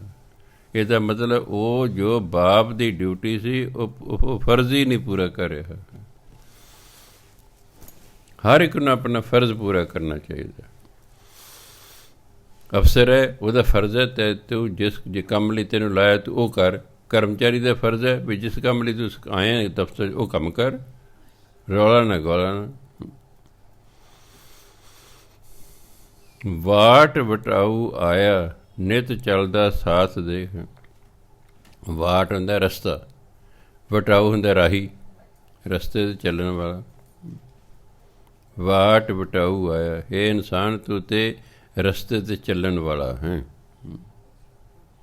ਨਿਤ ਚੱਲਦਾ ਸਾਥ ਵੇਖ, ਆਪਣੇ ਸਾਥੀਆਂ ਨੂੰ ਵੇਖ, ਉਹ ਜਾ ਰਹੇ ਦਿਨੋਂ ਦਿਨ, ਕਦੇ ਕੋਈ ਚਲਿਆ ਗਿਆ, ਕਦੇ ਕੋਈ ਚਲਿਆ ਗਿਆ, ਇੱਥੇ ਸਦਾ ਨਹੀਂ ਰਹਿਣਾ। ਆਪਣੇ ਆਪ ਨੂੰ ਮੁਸਾਫਰ ਸਮਝ, ਜਿਵੇਂ ਬੱਸ 'ਚ ਬੈਠ ਕੇ, ਗੱਡੀ 'ਚ ਬੈਠ ਕੇ ਆਪਾਂ ਮੁਸਾਫਰ ਸਮਝਦੇ ਆਪਣੇ ਨੂੰ। ਸਾਡਾ ਗੱਡੀ ਨਾਲ ਜਾਂ ਬੱਸ ਨਾਲ ਮੋਹ ਨਹੀਂ ਹੁੰਦਾ, ਜਦੋਂ ਆਪਣਾ ਸਟੇਸ਼ਨ ਆਇਆ ਉਤਰ ਜਾਣਾ ਹੈ। ਅਸੀਂ ਬੜੇ ਲੰਮੇ ਸਫ਼ਰ 'ਤੇ ਹਾਂ, ਕਰੋੜਾਂ ਸਾਲ ਹੋ ਗਏ ਸਾਨੂੰ ਸਫ਼ਰ ਕਰਦਿਆਂ ਹੋਇਆਂ, ਪਤਾ ਨਹੀਂ ਕਦੋਂ ਜੇ ਸਾਡਾ ਸਫ਼ਰ ਜਾ ਕੇ ਮੁੱਕਣਾ। ਪਰ ਅਸੀਂ ਸਮਝਦੇ ਪਰ ਨਹੀਂ ਇੱਥੇ ਹੀ ਹਾਂ, ਬਸ ਇਸ ਲਈ ਮੋਹ ਪੈ ਜਾਂਦਾ ਸਾਡਾ। ਜੇ ਬੰਦਾ ਮੁਸਾਫਰ ਸਮਝ ਲਏ, ਉਹਦਾ ਮੋਹ ਹੀ ਨਹੀਂ ਕਿਸੇ ਚੀਜ਼ ਨਾਲ ਪੈਂਦਾ। ਜਿਵੇਂ ਆਪਣਾ ਗੱਡੀ ਨਾਲ ਕੋਈ ਮੋਹ ਨਹੀਂ ਹੁੰਦਾ, ਬੱਸ ਨਾਲ ਕੋਈ ਮੋਹ ਨਹੀਂ ਹੈ। ਕਿਉਂ? ਪਤਾ 2-4 ਘੰਟਿਆਂ ਨੂੰ ਜਾਂ 2-4 ਦਿਨਾਂ ਨੂੰ ਇਸ ਗੱਡੀ 'ਚ ਉਤਰ ਹੀ ਜਾਣਾ। ਇਹ ਗੱਡੀ ਉਹਦਾ ਮੋਹ ਇਸੇ ਤਰ੍ਹਾਂ ਹੀ ਜਿਹੜੇ ਬ੍ਰਹਮ ਗਿਆਨੀ ਹੁੰਦੇ ਨੇ ਉਹ ਪਰਿਵਾਰ ਪਾਲਦੇ ਨੇ, ਇਹ ਨਹੀਂ ਕੋਈ ਨਹੀਂ ਪਾਲਦੇ, ਪਰ ਉਹਨਾਂ ਦਾ ਮੋਹ ਨਹੀਂ ਹੁੰਦਾ ਪਰਿਵਾਰ 'ਚ। ਹੁਣ ਪਰਿਵਾਰ 'ਚ ਮੋਹ ਨਹੀਂ ਹੁੰਦਾ ਹੈਗਾ। ਜਦੋਂ ਦੋਨੋਂ ਸਾਹਿਬਜ਼ਾਦੇ ਵੱਡੇ ਸ਼ਹੀਦ ਹੋ ਗਏ, ਰਾਤ ਨੂੰ ਭਾਈ ਦਇਆ ਸਿੰਘ, ਭਾਈ ਧਰਮ ਸਿੰਘ, ਭਾਈ ਮਾਨ ਸਿੰਘ ਅਤੇ ਗੁਰੂ ਗੋਬਿੰਦ ਸਿੰਘ ਮਹਾਰਾਜ ਨੇ ਕਿਲ੍ਹਾ ਤਿਆਗਣਾ ਸੀ, ਗੜੀ 'ਚ ਤਿਆਗਣੀ ਸੀ। ਬਿਜਲੀ ਦੀ ਲਿਸ਼ਕ ਪਈ, ਦੋਨੋਂ ਸਾਹਿਬਜ਼ਾਦੇ ਦੀਆਂ ਲਾਸ਼ਾਂ ਦਿਸੀਆਂ। ਭਾਈ ਦਇਆ ਸਿੰਘ ਜੀ ਕਹਿੰਦੇ, ਮਹਾਰਾਜ ਜੀ ਮੈਂ ਆਪਣੀ ਪੱਗ ਪਾੜ ਕੇ ਇਹਨਾਂ 'ਤੇ ਅੱਧੀ ਅੱਧੀ ਦੇ ਦਾਂ ਕਫਨ ਦੇ ਤੌਰ 'ਤੇ। ਕਹਿੰਦੇ ਭਾਈ ਦਇਆ ਸਿੰਘ ਜੀ ਇਹ ਜਿੰਨੇ ਸ਼ਹੀਦ ਨੇ ਇਹ ਸਾਡੇ ਸਾਰੇ ਆਪਣੇ ਬੱਚੇ ਸੀ, ਜਾਂ ਤਾਂ ਫਿਰ ਸਾਰਿਆਂ 'ਤੇ ਪਾ, ਅਤੇ ਨਹੀਂ ਤਾਂ ਮੋਹ 'ਚ ਮਤਾ ਚੱਲ ਅੱਗੇ ਚਲੀ। ਇਹ ਨਹੀਂ ਕਿ ਮੇਰੇ ਬੱਚੇ ਨੇ ਅਤੇ ਇਹਨਾਂ 'ਤੇ ਕਫਨ ਪਾ ਦੇ, ਬਾਕੀਆਂ ਦੇ ਹੈ ਨਹੀਂ, ਬਾਕੀਆਂ ਦੇ ਬੱਚੇ ਨੇ, ਉਹ ਕਿਸੇ ਦੀ ਮਾਂ ਦੇ ਨੇ, ਇਹ ਕਿਸੇ ਦੀ ਮਾਂ ਦੇ ਨੇ। ਸ਼ਹੀਦ ਹੋਏ ਨੇ ਜਿਹੜੇ ਸ਼ਹੀਦ ਹੋ ਗਏ, ਸਿਰਫ ਇੱਕ ਇੰਨਾ ਕਿ ਅੱਖਾਂ ਦੇ ਸਾਹਮਣੇ ਆਪਣੇ ਬੱਚੇ ਨੂੰ ਸ਼ਹੀਦ ਹੋਣਾ ਦੇਖਣਾ ਬਹੁਤ ਮੁਸ਼ਕਿਲ ਹੁੰਦਾ ਹੈ। ਫੌਜ ਦੇ ਵਿੱਚ ਸਾਡੇ ਪੁੱਤਰ ਹੈ, ਕੋਈ ਭਰਾ ਹੈ ਕਿਸੇ ਦਾ, ਮਨ ਫੌਜ 'ਚ ਹੈ, ਉੱਥੇ ਸ਼ਹੀਦ ਹੋ ਗਿਆ, ਸਾਨੂੰ ਇੰਨਾ ਨਹੀਂ ਮਹਿਸੂਸ ਹੈ। ਸਾਡੇ ਸਾਹਮਣੇ ਉਹਨੂੰ ਗੋਲੀ ਵੱਜਦੀ ਹੈ ਦੁਸ਼ਮਣਾਂ ਦੀ, ਉਦੋਂ ਹੋਰ ਗੱਲ ਹੋਏਗੀ, ਉਦੋਂ ਹੋਰ ਗੱਲ ਹੋਏ। ਸਿਰਫ ਇੰਨੇ ਸੀ, ਬਾਕੀ ਦੇ 30-31 ਜਿਹੜੇ 35-36 ਬੱਚੇ ਉਹਨਾਂ ਦੀ ਮਾਵਾਂ ਉਸ ਵੇਲੇ ਨਹੀਂ ਸਨ, ਪਰ ਗੁਰੂ ਗੋਬਿੰਦ ਸਿੰਘ ਮਹਾਰਾਜ ਆਪਣੇ ਪੁੱਤਰਾਂ ਦੀ ਸ਼ਹੀਦੀ ਵੇਲੇ ਹਾਜ਼ਰ ਸਨ। ਪਰ ਫਿਰ ਵੀ ਉਹਨਾਂ ਨੇ ਜੈਕਾਰਾ ਛੱਡਿਆ ਸੀ ਜਦੋਂ ਸ਼ਹੀਦ ਵਾਰੀ ਦਾ, ਕਿ ਹੇ ਸੱਚੇ ਪਾਤਸ਼ਾਹ ਮੈਨੂੰ ਖੁਸ਼ੀ ਹੈ ਕਿ ਤੇਰੀ ਅਮਾਨਤ ਸਹੀ ਸਲਾਮਤ ਤੇਰੇ ਤੱਕ ਪਹੁੰਚ ਗਈ ਹੈ।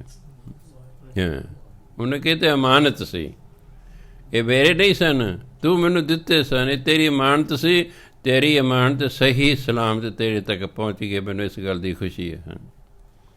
ਨਹੀਂ ਤਾਂ ਡਰ ਕੇ ਵਾਪਸ ਵੀ ਆ ਸਕਦੇ ਸਨ, ਅਗਰ ਯੁੱਧ 'ਚ ਡਰ ਜਾਂਦੇ ਵਾਪਸ ਵੀ ਆ ਸਕਦੇ ਸਨ ਆਪਣੇ ਡੈਡੀ ਦੇ ਕੋਲ, ਨਹੀਂ ਉੱਥੇ ਸ਼ਹੀਦ ਹੋ ਗਏ।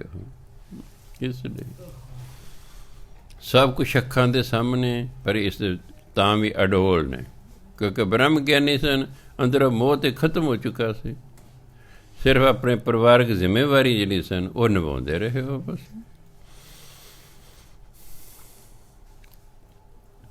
ਇਸ ਲਈ ਗੁਰੂ ਮਹਾਰਾਜ ਜੀ ਕਹਿੰਦੇ,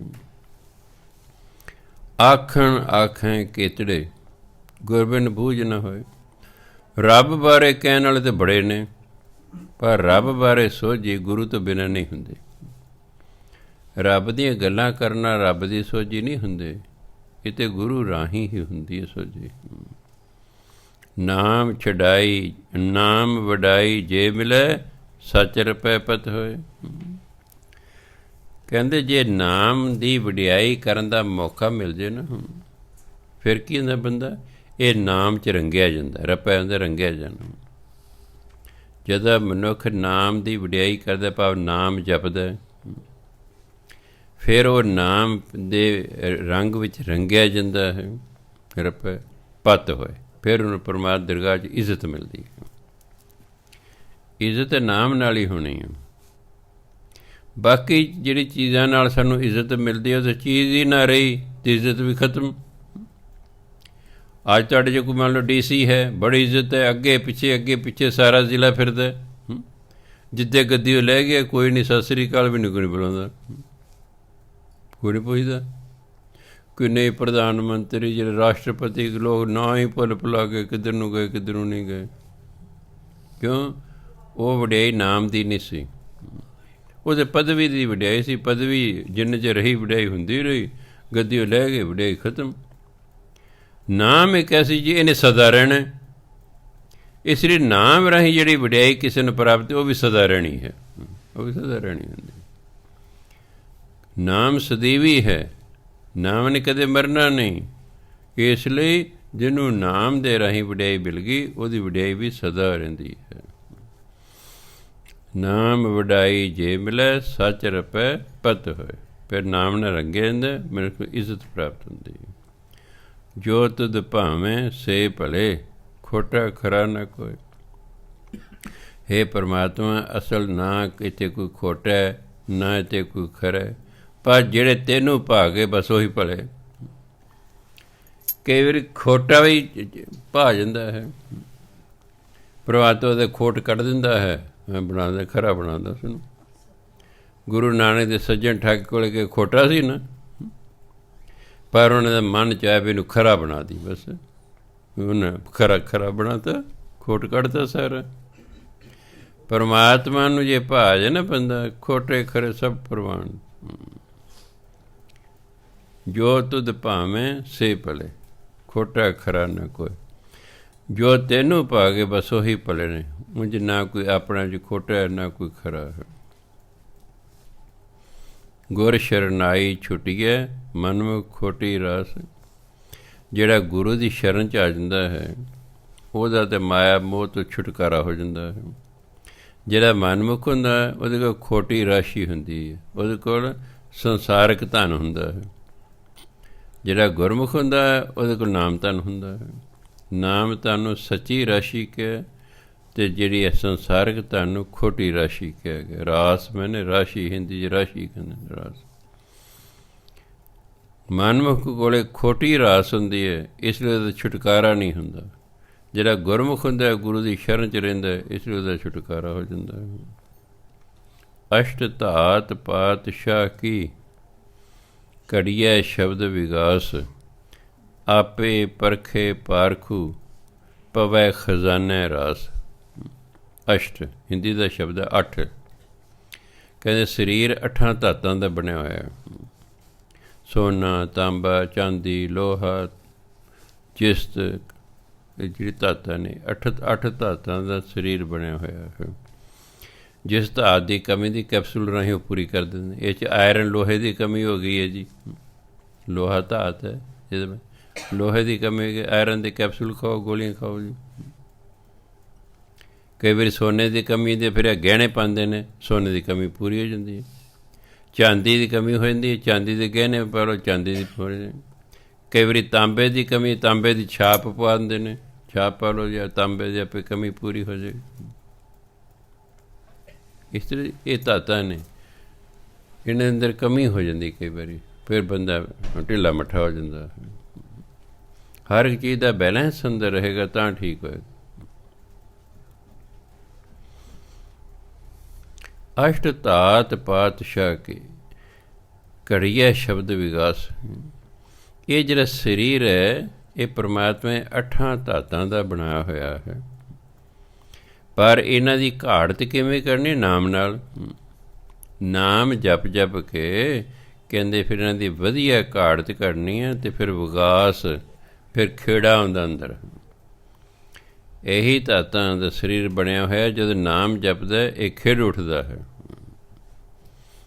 ਆਪੇ ਪਰਖੇ ਪਾਰਖੂ, ਪਵੈ ਖਜ਼ਾਨੇ ਰਾਸ।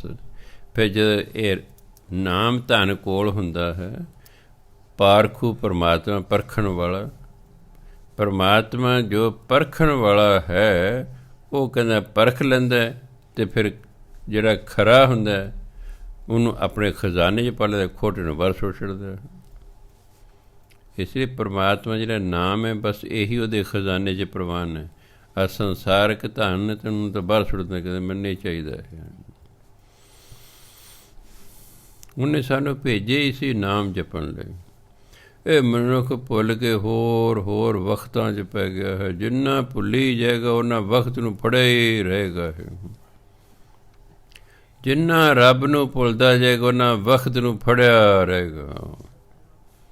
ਬਾਹਰਲੇ ਕਈ ਕਰਾਉਣਗੇ ਅਰਦਾਸ, ਮੈਂ ਪਾਠ ਕਰਕੇ ਮੇਰੇ ਕੋਲ ਸਮੇਂ ਹੀ ਨਹੀਂ ਹੈ ਜੀ। ਮੈਂ ਜੀ 24 ਘੰਟੇ ਤੁਹਾਡੇ ਕੋਲ 1 ਘੰਟਾ ਭਜਨ ਬੰਦਗੀ ਲਈ ਸਮਾਂ ਨਹੀਂ। ਤੁਸੀਂ ਕਿਹੜਾ ਮੇਰੇ ਲਈ ਕਰਨੀ ਹੈ, ਆਪਣੇ ਕੰਮ ਲਈ ਕਰਨੀ। ਕਾਹਦਾ ਜੀਵਨ ਹੈ ਜੀ ਉਹ?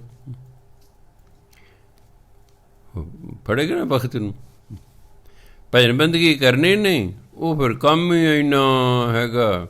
ਉਹ ਬਾਹਰਲੇ ਦੇਸ਼ਾਂ 'ਚ ਜਿਹੜੀ ਤਨਖਾਹ ਘੱਟ ਹੈ, ਟੈਕਸ ਬਹੁਤ ਜ਼ਿਆਦਾ ਹੈ, ਉਹ ਤਾਂ ਇੱਕ ਬੰਦੇ ਦਾ ਗੁਜ਼ਾਰਾ ਬਸ ਇੱਕ ਬੰਦੇ ਕਰ ਸਕਦਾ, ਦੂਜੇ ਨੂੰ ਖਵਾ ਹੀ ਨਹੀਂ ਸਕਦਾ। ਚਲੇ ਜੇ ਆਪਣੇ ਧੀ ਪੁੱਤ ਨੂੰ ਮਿਲਣ 15-20 ਦਿਨਾਂ ਬਾਅਦ, ਡੈਡੀ ਜੀ ਵਿਹਲੇ ਤੁਸੀਂ ਘਰ ਜੀ ਨਹੀਂ ਲੱਗਦਾ, ਹੁਣ ਤੁਹਾਨੂੰ ਕਿਸੇ ਸਟੋਰ 'ਤੇ ਲਵਾ ਦਈਏ, ਜੀ ਲੱਗ ਜੂ ਤੁਹਾਡਾ। ਹੋਰ ਇੱਕ ਜੱਟ 'ਚ ਲੈ ਗਿਆ, ਉਹਦੀ ਨੰਬਰਦਾਰ, 16 ਕਿੱਲੇ ਉਹਦੀ ਜ਼ਮੀਨ, ਪੁੱਤਰ ਦਾ ਫੌਰਨ ਗਿਆ ਹੋਇਆ। ਕਹਿੰਦੇ ਡੈਡੀ ਜੀ ਆ ਜਾਓ ਜੀ, ਆ ਜਾਓ ਜੀ। ਚਲੋ ਕਹੀ ਗਿਆ, ਉਹਨੇ ਪਾਸਪੋਰਟ ਬਣਾ ਲਿਆ, ਪੁੱਤਰ ਨੇ ਟਿਕਟ ਭੇਜਤੀ, ਬਾਪ ਚਲਿਆ ਗਿਆ। 15 ਦਿਨਾਂ ਬਾਅਦ ਉਹਨੇ ਤਾਂ ਦੇਖਿਆ ਕੋਈ ਦਿਨ ਤਾਂ ਬਾਪੂ ਕੋਲ ਵੀ ਰਹਿਣਾ ਪਿਆ ਭਾਈ, ਨਹੀਂ ਤਾਂ ਕਹਿੰਦੇ ਮੈਨੂੰ ਇੱਥੇ ਘਰ 'ਚ ਡੱਕਣ ਲਈ ਸੱਦਿਆ ਹੋਇਆ ਹੈ। ਉਹ ਜਦੋਂ ਬੈਲੈਂਸ ਹੋਇਆ ਖਰਾਬ, ਅਤੇ ਮਹੀਨੇ ਕੁ ਬਾਅਦ ਕਹਿੰਦਾ ਵੀ ਡੈਡੀ ਤੁਹਾਡਾ ਟਾਈਮ ਨਹੀਂ ਲੰਘਦਾ ਹੁਣ, ਵੀ ਤੁਹਾਨੂੰ ਸਟੋਰ 'ਚ ਲਵਾ ਦਿਆਂ। ਅੱਗੋਂ ਉਹ ਵੀ ਨੰਬਰ ਦਾ ਕਹਿੰਦਾ ਸੁਣੋ ਏ, ਮੈਨੂੰ ਕੱਲ੍ਹ ਨੂੰ ਵਾਪਸੀ ਟਿਕਟ ਦੇ। ਕਹਿੰਦਾ ਨਹੀਂ ਤੁਸੀਂ ਕਿੰਨਾ, ਬਸ ਮੈਂ ਸਮਝ ਗਿਆ ਤੇਰੀ ਗੱਲ। ਕਹਿੰਦਾ ਉਹੀ ਮਾਰੀ ਜਾਂਦੇ। 3 ਮਹੀਨੇ ਦਾ ਲੱਗਾ ਸੀ, ਡੈਡੀ ਆ ਜਾਓ ਡੈਡੀ ਆ ਜਾਓ। ਹੁਣ 1 ਮਹੀਨੇ ਬਾਅਦ ਹੀ ਕਹਿੰਦਾ ਮੈਂ ਸਟੋਰ 'ਤੇ ਲੱਗਣ ਆਇਆ, ਮੈਂ ਨੰਬਰਦਾਰ ਹਾਂ, 18 ਕਿੱਲਿਆਂ ਦਾ ਮੈਂ ਮਾਲਕ ਹਾਂ, ਚਿੱਟਾ ਚਾਦਰਾ ਬੰਨ੍ਹ ਕੇ ਮੈਂ ਪਿੰਡ 'ਚ ਫਿਰਦਾ ਸੀ। ਨੰਬਰਦਾਰ ਸਾਹਿਬ ਕਹਿੰਦੇ ਇੱਥੇ ਮੈਂ ਤੇਰੇ ਸਟੋਰ 'ਤੇ। ਅਗਲੇ ਦਿਨ ਆ ਕੇ ਵਾਪਸ ਆ ਕੇ ਫਿਰ ਉਹਨੇ ਸਾਰਾ ਕੁਝ ਸੁਣਾਇਆ ਜੋ ਮੈਂ ਤੁਹਾਨੂੰ ਸੁਣਾਇਆ। ਐਵੇਂ ਹੈ ਇਹ ਭਜਨ ਬੰਦਗੀ ਮਨੁੱਖ ਕਰਦਾ ਨਹੀਂ, ਵਕਤ ਨੂੰ ਫੜਿਆ ਰਹੇ। ਭਜਨ ਬੰਦਗੀ ਕਰੋ, ਇਹ ਤੁਹਾਨੂੰ ਵਿਹਲਿਆਂ ਕਰੇਗੀ। ਮੈਂ ਆਪ ਉਦੋਂ 28 ਸਾਲ ਦਾ ਸੀ, 28 ਜਾਂ 32 43, ਇਹ ਜਿਹੜਾ ਹੈ 1974 ਦੀ ਗੱਲ। 31 ਸਾਲ ਦਾ ਹੋ ਗਿਆ ਜਦੋਂ ਮੈਂ ਸੰਤ ਬਾਬਾ ਮੋਹਨ ਸਿੰਘ ਪਿੰਡ ਵਾਲੇ ਆ ਪਿੱਛੇ ਜੇ ਉਹਨਾਂ ਸਰੀਰ ਤਿਆਗਿਆ ਹੈ, ਉਹਨਾਂ ਕੋਲ ਸੀ। ਅਤੇ ਉਹ ਸਹਿ ਸਭਾ ਮੈਂ ਤੁਹਾਨੂੰ ਕਈ ਵਾਰੀ ਸੁਣਾਇਆ ਵੀ ਹੈ। ਉਹ ਸਹਿ ਸਭਾ ਕਹਿਣ ਲੱਗ ਪਏ ਕਥਾ ਕਰਦੇ ਭਾਈ ਜਿਹੜਾ ਕੋਈ 1 ਘੰਟਾ ਸਿਮਰਨ ਕਰਦਾ ਪਰਮਾਤਮਾ ਨੂੰ 2 ਘੰਟੇ ਦੀ ਵੇਹਲ ਦਿੰਦਾ ਹੈ। ਮੈਂ ਕਿਹਾ ਜਿਹੜਾ 2 ਘੰਟੇ ਸਿਮਰਨ ਕਰੇ, ਕਹਿੰਦੇ ਭਾਈ ਪਰਮਾਤਮਾ ਨੂੰ 4 ਘੰਟੇ ਦੀ ਵੇਹਲ ਦਿੰਦਾ ਹੈ। ਮੈਂ ਜਿਹੜਾ 4 ਘੰਟੇ ਸਿਮਰਨ ਕਰੇ, ਕਹਿੰਦੇ ਭਾਈ ਪਰਮਾਤਮਾ ਨੂੰ 8 ਘੰਟੇ ਦੀ ਵੇਹਲ ਦਿੰਦਾ ਹੈ। ਮੈਂ ਕਿਹਾ ਜੇ 8 ਘੰਟੇ ਸਿਮਰਨ ਕਰੇ, ਕਹਿੰਦੇ ਪਰਮਾਤਮਾ ਨੂੰ 16 ਘੰਟੇ ਦੀ ਵੇਹਲ ਦਿੰਦਾ ਹੈ। ਮੈਂ ਅੱਗੇ ਲੱਗੇ ਹੀ ਸੀ ਬੋਲਣ, ਕਹਿੰਦੇ ਭਾਈ ਮੈਂ ਸਮਝ ਗਿਆ, ਜਿਹੜਾ ਹਰ ਵਕਤ ਸਿਮਰਨ ਕਰੇ ਉਸਨੇ ਕੋਈ ਕੰਮ ਨਹੀਂ ਕਰਨਾ ਹੁੰਦਾ, ਪਰਮਾਤਮਾ ਉਸ 'ਤੇ ਸੇਵਾਦਾਰ ਲਾ ਦਿੰਦਾ। ਬਸ ਹੁਣ ਤੁਹਾਡੀ ਮਰਜ਼ੀ ਹੈ, ਤੁਸੀਂ ਵਕਤ ਨੂੰ ਫੜੇ ਰਹਿਣਾ ਕਿ ਸੇਵਾਦਾਰ ਅੱਗੇ ਲਾਉਣੇ ਨੇ। ਨੌਕਰ ਨਹੀਂ, ਉਹਨੂੰ ਤਾਂ ਤਨਖਾਹ ਦੇਣੀ ਪਵੇਗੀ। ਸੇਵਾਦਾਰ ਲਾ ਦਿੰਦਾ ਪਰਮਾਤਮਾ ਵੀ ਜਾ ਭਾਈ ਤੂੰ ਮੇਰਾ ਨਾਮ ਜਪਦਾ, ਆ ਲੈ ਸੇਵਾ, ਅੱਗੇ ਪਿੱਛੇ ਫਿਰੀ ਜਾਣਗੇ। ਹੁਣ ਤੁਹਾਡੀ ਮਰਜ਼ੀ ਹੈ ਬਿਲਕੁਲ ਇਹ ਸੱਚ, 100% ਸੱਚ ਹੈ। ਜਿੰਨੀ ਭਜਨ ਬੰਦਗੀ ਵਧਾਈ ਜਾਓਗੇ, ਪਰਮਾਤਮਾ ਨੂੰ ਇਹ ਝੰਜਟ 'ਚ ਪੈਣ ਹੀ ਨਹੀਂ ਦਿੰਦਾ, ਫਜ਼ੂਲ ਦੇ ਵਕਤਾਂ 'ਚ ਪੈਣ ਹੀ ਨਹੀਂ ਦੇਵੇਗਾ। ਬਸ ਸਿਰਫ ਤੁਸੀਂ ਜਿਹੜੀ ਡਿਊਟੀ ਕਰ ਰਹੇ ਬਸ ਉਹ ਕਰੋ, ਤੁਹਾਨੂੰ ਝੰਜਟ ਹੀ ਨਹੀਂ ਪੈਣਾ। ਕੋਈ ਤੁਹਾਡੇ 'ਤੇ ਮੁਕੱਦਮਾ ਚੱਲੇਗਾ, ਨਾ ਕੋਈ ਹੋਰ ਕੋਈ ਮੁਸੀਬਤ ਖੜੀ ਹੋਵੇਗੀ, ਨਾ ਕੋਈ ਤੁਹਾਨੂੰ ਲੰਮੀਆਂ ਬਿਮਾਰੀਆਂ ਲੱਗਣਗੀਆਂ ਵੀ ਜਿਹੜਾ ਵਕਤ ਨੂੰ ਫੜੇ ਰਹੋ ਜੀ। ਹਾਂਜੀ, ਇਸ ਲਈ ਜਿਹੜਾ ਹੈ ਨਾਮ ਜਪੋ, ਬਾਣੀ ਪੜ੍ਹੋ ਵੱਧ ਤੋਂ ਵੱਧ। ਖਾਸ ਕੇ ਜਿਹੜੇ ਮੇਰੇ ਵਰਗੇ ਵਿਹਲੇ ਹੋ ਗਏ ਨੇ, ਜੇ ਇੱਦੋਂ ਵੱਡੀ ਹੋਰ ਜ਼ਿਆਦਾ ਉਮਰ ਹੋ ਗਈ ਫਿਰ ਨਾਮ ਨਹੀਂ ਜਪਣਾ, ਫਿਰ ਕਦੇ ਮੋਢਾ ਦੁਖਦਾ, ਕਦੇ ਗੋਡਾ ਦੁਖਦਾ, ਕਦੇ ਲੱਕ ਦੁਖਦਾ, ਕਦੇ ਕੁਛ ਦੁਖਦਾ, ਫਿਰ ਹਾਏ ਹਾਏ ਕਰਾਂਗੇ, ਵਾਹਿਗੁਰੂ ਵਾਹਿਗੁਰੂ ਕਰੇਗਾ, ਕਹੀ ਜਾਏਗਾ ਮੇਰੇ ਵਾਹਿਗੁਰੂ, ਫਿਰ ਵਿੱਚ ਹਾਏ ਕਿਉਂ? ਉਹ ਦਰਦ ਹੋ ਰਹੀ ਹੁਣ। ਇਸ ਲਈ ਜਿਨ੍ਹਾਂ ਦਾ ਭਾਈ ਸਰੀਰ ਠੀਕ ਹੈ ਨਾ, ਲਾਭ ਉਠਾ ਲਓ, ਵੱਧ ਤੋਂ ਵੱਧ ਭਜਨ ਬੰਦਗੀ ਕਰੋ, ਦਾਤਾ ਤੁਹਾਡੇ ਹਰ ਕੰਮ 'ਚ ਬਰਕਤ ਪਾ ਦੇਗਾ। ਕਈ ਵਾਰੀ ਫਜ਼ੂਲ ਦੇ ਖਰਚੇ ਹੋ ਜਾਂਦੇ ਨੇ, ਤੁਸੀਂ ਜੇ ਤੁਹਾਡੀ ਕਿਸੇ ਜੇਬ ਵੀ ਕੱਟ ਲਈ, ਗੈਰ ਐਵੇਂ ਪੈਸੇ, ਐਵੇਂ ਪੈਸੇ, ਜਾਂ ਪੈਸੇ ਡਿੱਗ ਪਏ, ਜਾਂ ਬਿਮਾਰੀ ਲੱਗ ਗਈ, ਲੱਖਾਂ ਰੁਪਈਏ ਉੱਤੇ ਡਾਕਟਰ ਨੇ ਲੈ ਲਏ ਹੈ, ਜਾਂ ਅਚਾਨਕ ਕੋਈ ਮੁਕੱਦਮਾ ਚੱਲ ਪਿਆ, ਵਕਤ ਨੂੰ ਫੜਿਆ ਰਹਿੰਦਾ ਬੰਦਾ। ਨਾਮ ਜਪੀ ਜਾਓ, ਨਾਮ ਜਪੀ ਜਾਓ, ਤੁਹਾਡੇ ਕੋਲ ਵੇਲ ਹੀ ਨਹੀਂ ਹੋਵੇਗਾ ਇਹੋ ਜਿਹੇ ਕੰਮਾਂ ਲਈ। ਕਿਉਂ? ਬਹੁਤਾ ਸਮਾਂ ਤੁਸੀਂ ਨਾਮ ਜਪਦੇ ਰਹੋਗੇ। ਇਸ ਲਈ ਜਿਹੜਾ ਭਜਨ ਬੰਦਗੀ ਕਰਦਾ, ਪਰਮਾਤਮਾ ਦੇ ਹਰ ਕੰਮ 'ਚ ਬਰਕਤ ਪਾਉਂਦਾ ਹੈ ਬਸ। ਅਤੇ ਗੱਲ ਤਾਂ ਬਰਕਤ ਦੀ ਹੁੰਦੀ ਹੈ। ਫਜ਼ੂਲ ਦੇ ਖਰਚਿਆਂ ਤੋਂ ਮਨੁੱਖ ਬਚ ਜਾਂਦਾ ਹੈ, ਅਤੇ ਨਾ ਹੀ ਉਹਦੀਆਂ ਬਹੁਤੀਆਂ ਇੱਛਾਵਾਂ ਰਹਿੰਦੀਆਂ ਨੇ ਵੀ ਆਹ ਵੀ ਹੋਵੇ, ਆਹ ਵੀ ਹੋਵੇ। ਕਿਉਂ? ਉਹ ਧਿਆਨ ਤਾਂ ਸਾਰਾ ਨਾਮ ਜਪਣ ਵਾਲਾ ਹੈ, ਇੱਛਾਵਾਂ ਵੱਲੋਂ ਤਾਂ ਧਿਆਨ ਹਟਦਾ ਜਾਂਦਾ ਹੈ। ਉਹ ਆਪਣਾ ਸੰਤੁਸ਼ਟ ਰਹਿੰਦਾ, ਆਨੰਦ ਮੰਗਲ 'ਚ ਰਹਿੰਦਾ। ਸੋ ਤਾਂ ਗੁਰੂ ਮਹਾਰਾਜ ਕਹਿੰਦੇ, ਆਪੇ ਪਰਖੇ ਪਾਰਖੂ ਪਵੈ ਖਜ਼ਾਨੇ ਰਸ। ਪਰਮਾਤਮਾ ਸਾਡੀ ਜਿਹੜੀ ਰਾਸ ਹੈ ਨਾ, ਨਾਮ ਧਨ ਹੈ, ਇਹ ਪਰਮਾਤਮਾ ਪਾਰਖੂ ਹੈ, ਇਹਨੂੰ ਪਰਖਦਾ ਹੈ ਅਤੇ ਫਿਰ ਆਪਣੇ ਖਜ਼ਾਨੇ 'ਚ ਪਾ ਲੈਂਦਾ ਹੈ। ਤੇਰੀ ਕੀਮਤ ਨਾ ਪਵੇ ਸਭ ਡਿੱਠੀ ਠੋਕ ਵਜਾਏ, ਕਹਿਣੇ ਹਾਥ ਨ ਲੱਭੇ ਸੱਚ ਟਿਕੈ ਪਤ ਪਾਏ। ਗੁਰਮਤਿ ਤੂੰ ਸਲਾਹਣਾ ਹੋਰ ਕੀਮਤ ਕਹਿਣ ਨਾ ਜਾਏ। ਤੇਰੀ ਕੀਮਤ ਨਾ ਪਵੇ, ਹੇ ਪਰਮਾਤਮਾ, ਮੈਂ ਸਾਰਿਆਂ ਸਭ ਡਿੱਠੀ ਠੋਕ ਵਜਾਏ, ਮੈਂ ਸਾਰਿਆਂ ਨੂੰ ਠੋਕ ਵਜਾ ਕੇ ਵੇਖ ਲਿਆ, ਪਰ ਸਾਰਿਆਂ ਨੂੰ ਪਰਖ ਕੇ ਮੈਂ ਵੇਖ ਲਿਆ, ਤੇਰੀ ਕੀਮਤ ਹੀ ਕੋਈ ਨਹੀਂ ਪਾ ਸਕਦਾ। ਤੇਰੇ ਇਤਨੇ ਗੁਣ ਹਨ ਕਿ ਉਹਨਾਂ ਦੀ ਕੀਮਤ ਹੀ ਨਹੀਂ ਪਾਈ ਜਾ ਸਕਦੀ।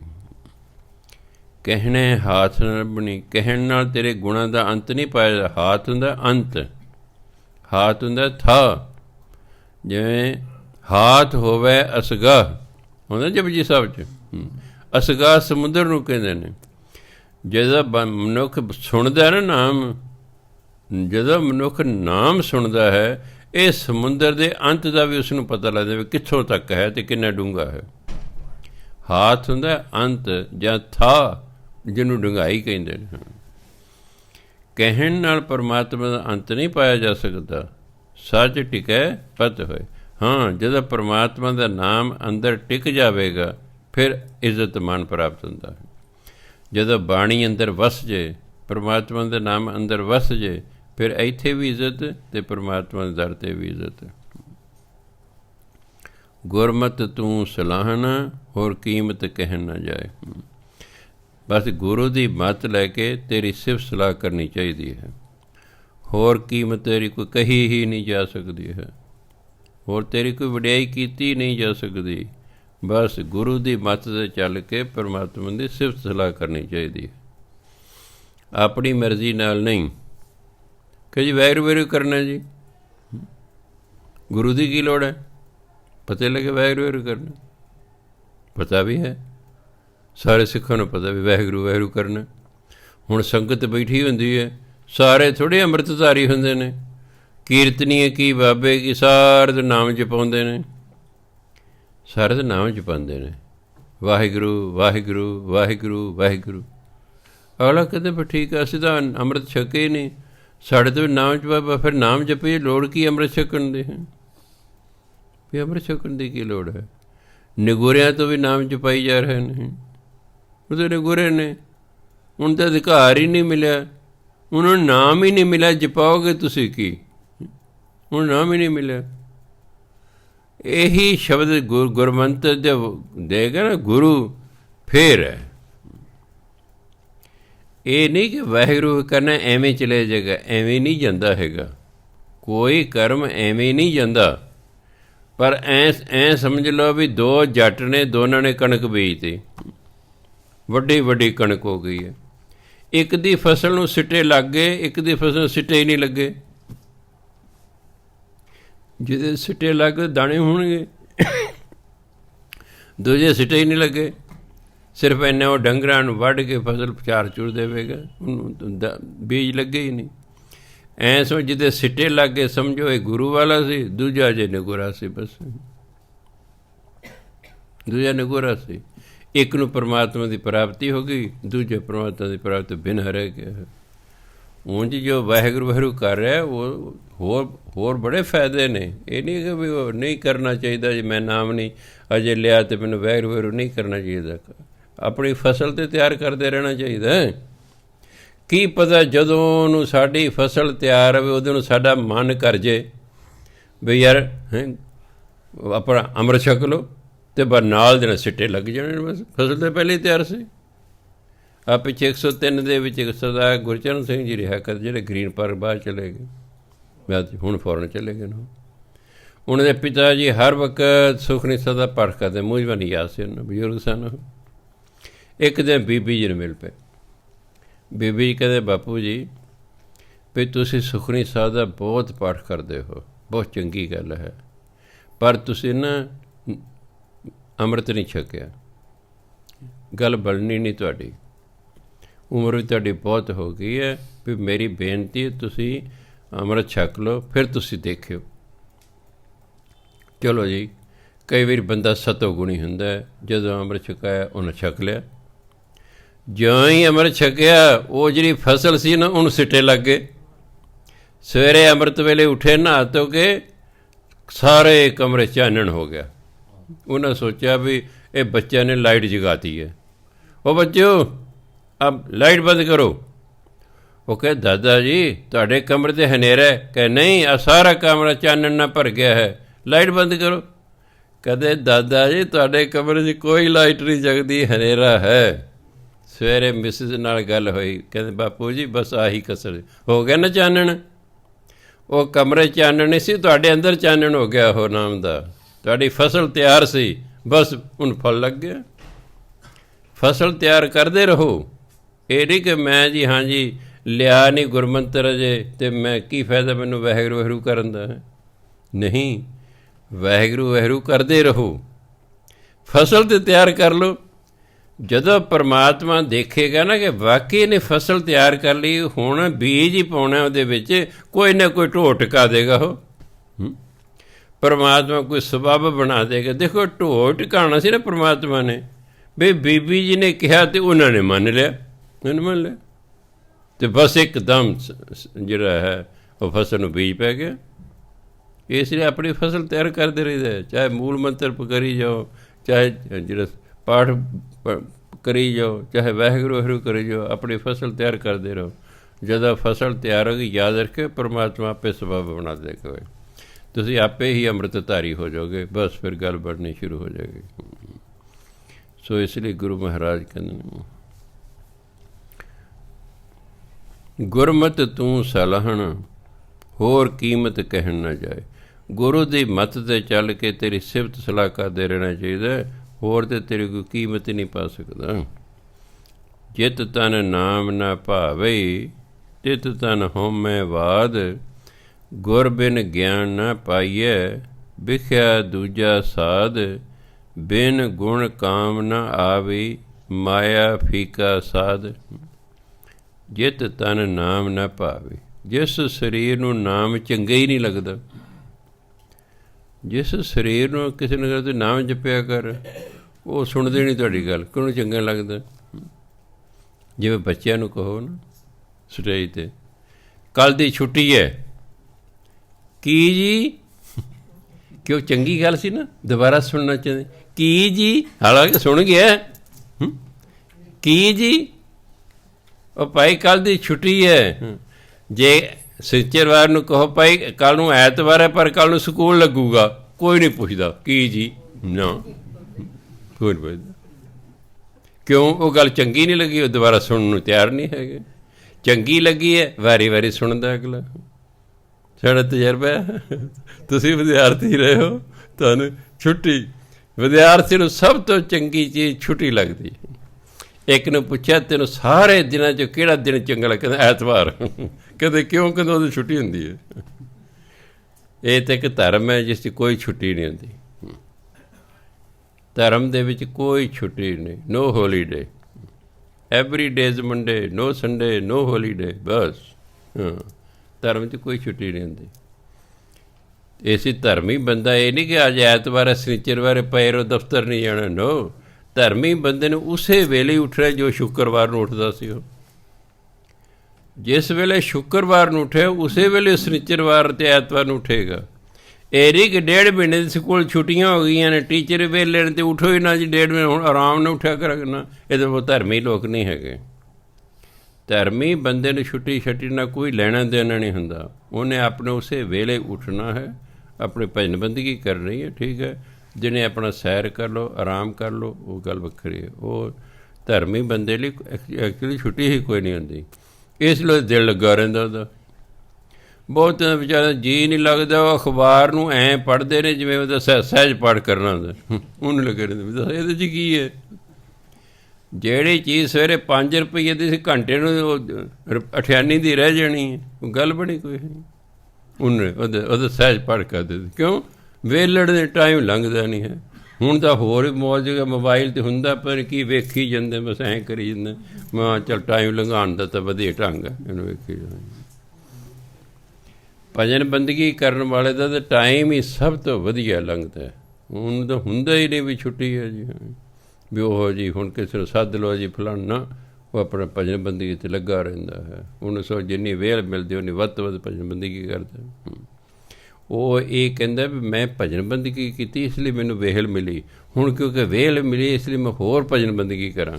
ਉਹ ਹੋਰ ਭਜਨ ਬੰਦਗੀ ਕਰਦਾ, ਪਰਮਾਤਮਾ ਉਹਨੂੰ ਹੋਰ ਵੇਲ ਦਿੰਦਾ ਹੈ। ਉਹ ਕਹਿੰਦਾ ਭਜਨ ਬੰਦਗੀ ਕਰਕੇ ਮੈਨੂੰ ਵੇਲ ਮਿਲੀ, ਮੈਂ ਹੋਰ ਭਜਨ ਬੰਦਗੀ ਕਰਾਂ, ਅਤੇ ਬਸ ਐਂ ਲੱਗਾ ਰਹਿੰਦਾ। ਉਹ ਐਂ ਲੱਗਾ ਰਹਿੰਦਾ। ਸੋ ਅਖੀਰ 'ਤੇ ਗੁਰੂ ਮਹਾਰਾਜ ਕਹਿੰਦੇ, ਜਿਤ ਤਨ ਨਾਮ ਨਾ ਭਾਵੇ ਤਿਤ ਤਨ ਹਉਮੈ ਬਾਧ। ਜਿਸ ਸਰੀਰ ਨੂੰ ਨਾਮ ਚੰਗਾ ਨਹੀਂ ਲੱਗਦਾ ਉਹਦੇ ਅੰਦਰ ਤਾਂ ਹਉਮੈ ਹੁੰਦੇ ਆ।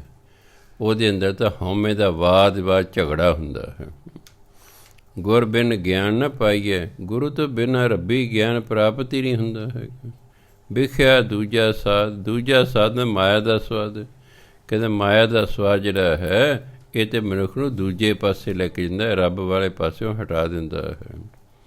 ਬੇਨ ਗੁਣ ਕਾਮ ਨਾ ਆਵਈ ਮਾਇਆ ਫੀਕਾ ਸਾਧ। ਕਹਿੰਦੇ ਜੇ ਰੱਬੀ ਗੁਣ ਹੀ ਅੰਦਰ ਕੋਈ ਨਹੀਂ ਤਾਂ ਫਿਰ ਕਿਸੇ ਕੰਮ ਦਾ ਹੀ ਸਰੀਰ ਨਹੀਂ ਹੈ। ਮਾਇਆ ਦਾ ਸਵਾਦ ਕਿਤੇ ਫਿੱਕਾ ਹੁੰਦਾ। ਮਾਇਆ ਹੈ ਬੜਾ ਸਵਾਦ ਹੈ, ਮਾਇਆ ਚਲੀ ਗਈ ਕਦੇ ਰੋਵਣ ਲੱਗਦਾ ਹੈ।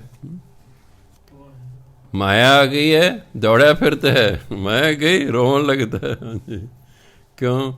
ਮਾਇਆ ਦਾ ਸਵਾਦ ਸਮਾਂ ਪਾ ਕੇ ਫਿੱਕਾ ਹੋ ਜਾਂਦਾ ਹੈ। ਫਿੱਕਾ ਇਸ ਲਈ ਕਈ ਵਾਰੀ ਮਾਇਆ ਹਮੇਸ਼ਾ ਨਹੀਂ ਰਹਿੰਦੀ, ਘਾਟੇ ਵਾਧੇ ਪੈਂਦੇ ਰਹਿੰਦੇ ਜ਼ਿੰਦਗੀ ਦੇ ਵਿੱਚ। ਇਹ ਤਾਂ ਨਾਮ ਤਾਂ ਨੇ ਜਿਹਨੇ ਵਧੇ ਹੀ ਜਾਣਾ ਹੈ। ਇਸ ਲਈ ਮਾਇਆ ਦਾ ਸਵਾਦ ਫਿੱਕਾ ਹੁੰਦਾ। ਮਾਇਆ ਦਾ ਸਵਾਦ ਅੰਦਰ ਗੁਣ ਨਹੀਂ ਰਹਿਣ ਦਿੰਦਾ, ਅਤੇ ਗੁਣਾਂ ਤੋਂ ਬਿਨਾਂ ਕੋਈ ਗੱਲ ਨਹੀਂ ਬੰਦੇ ਦੀ ਬਣਦੀ। ਸਤਿਕਾਰਯੋਗ ਉਸਤਾਦ ਸਿੰਘ ਜੀ, ਵਾਹਿਗੁਰੂ ਜੀ ਕਾ ਖਾਲਸਾ, ਵਾਹਿਗੁਰੂ ਜੀ ਕੀ ਫਤਿਹ।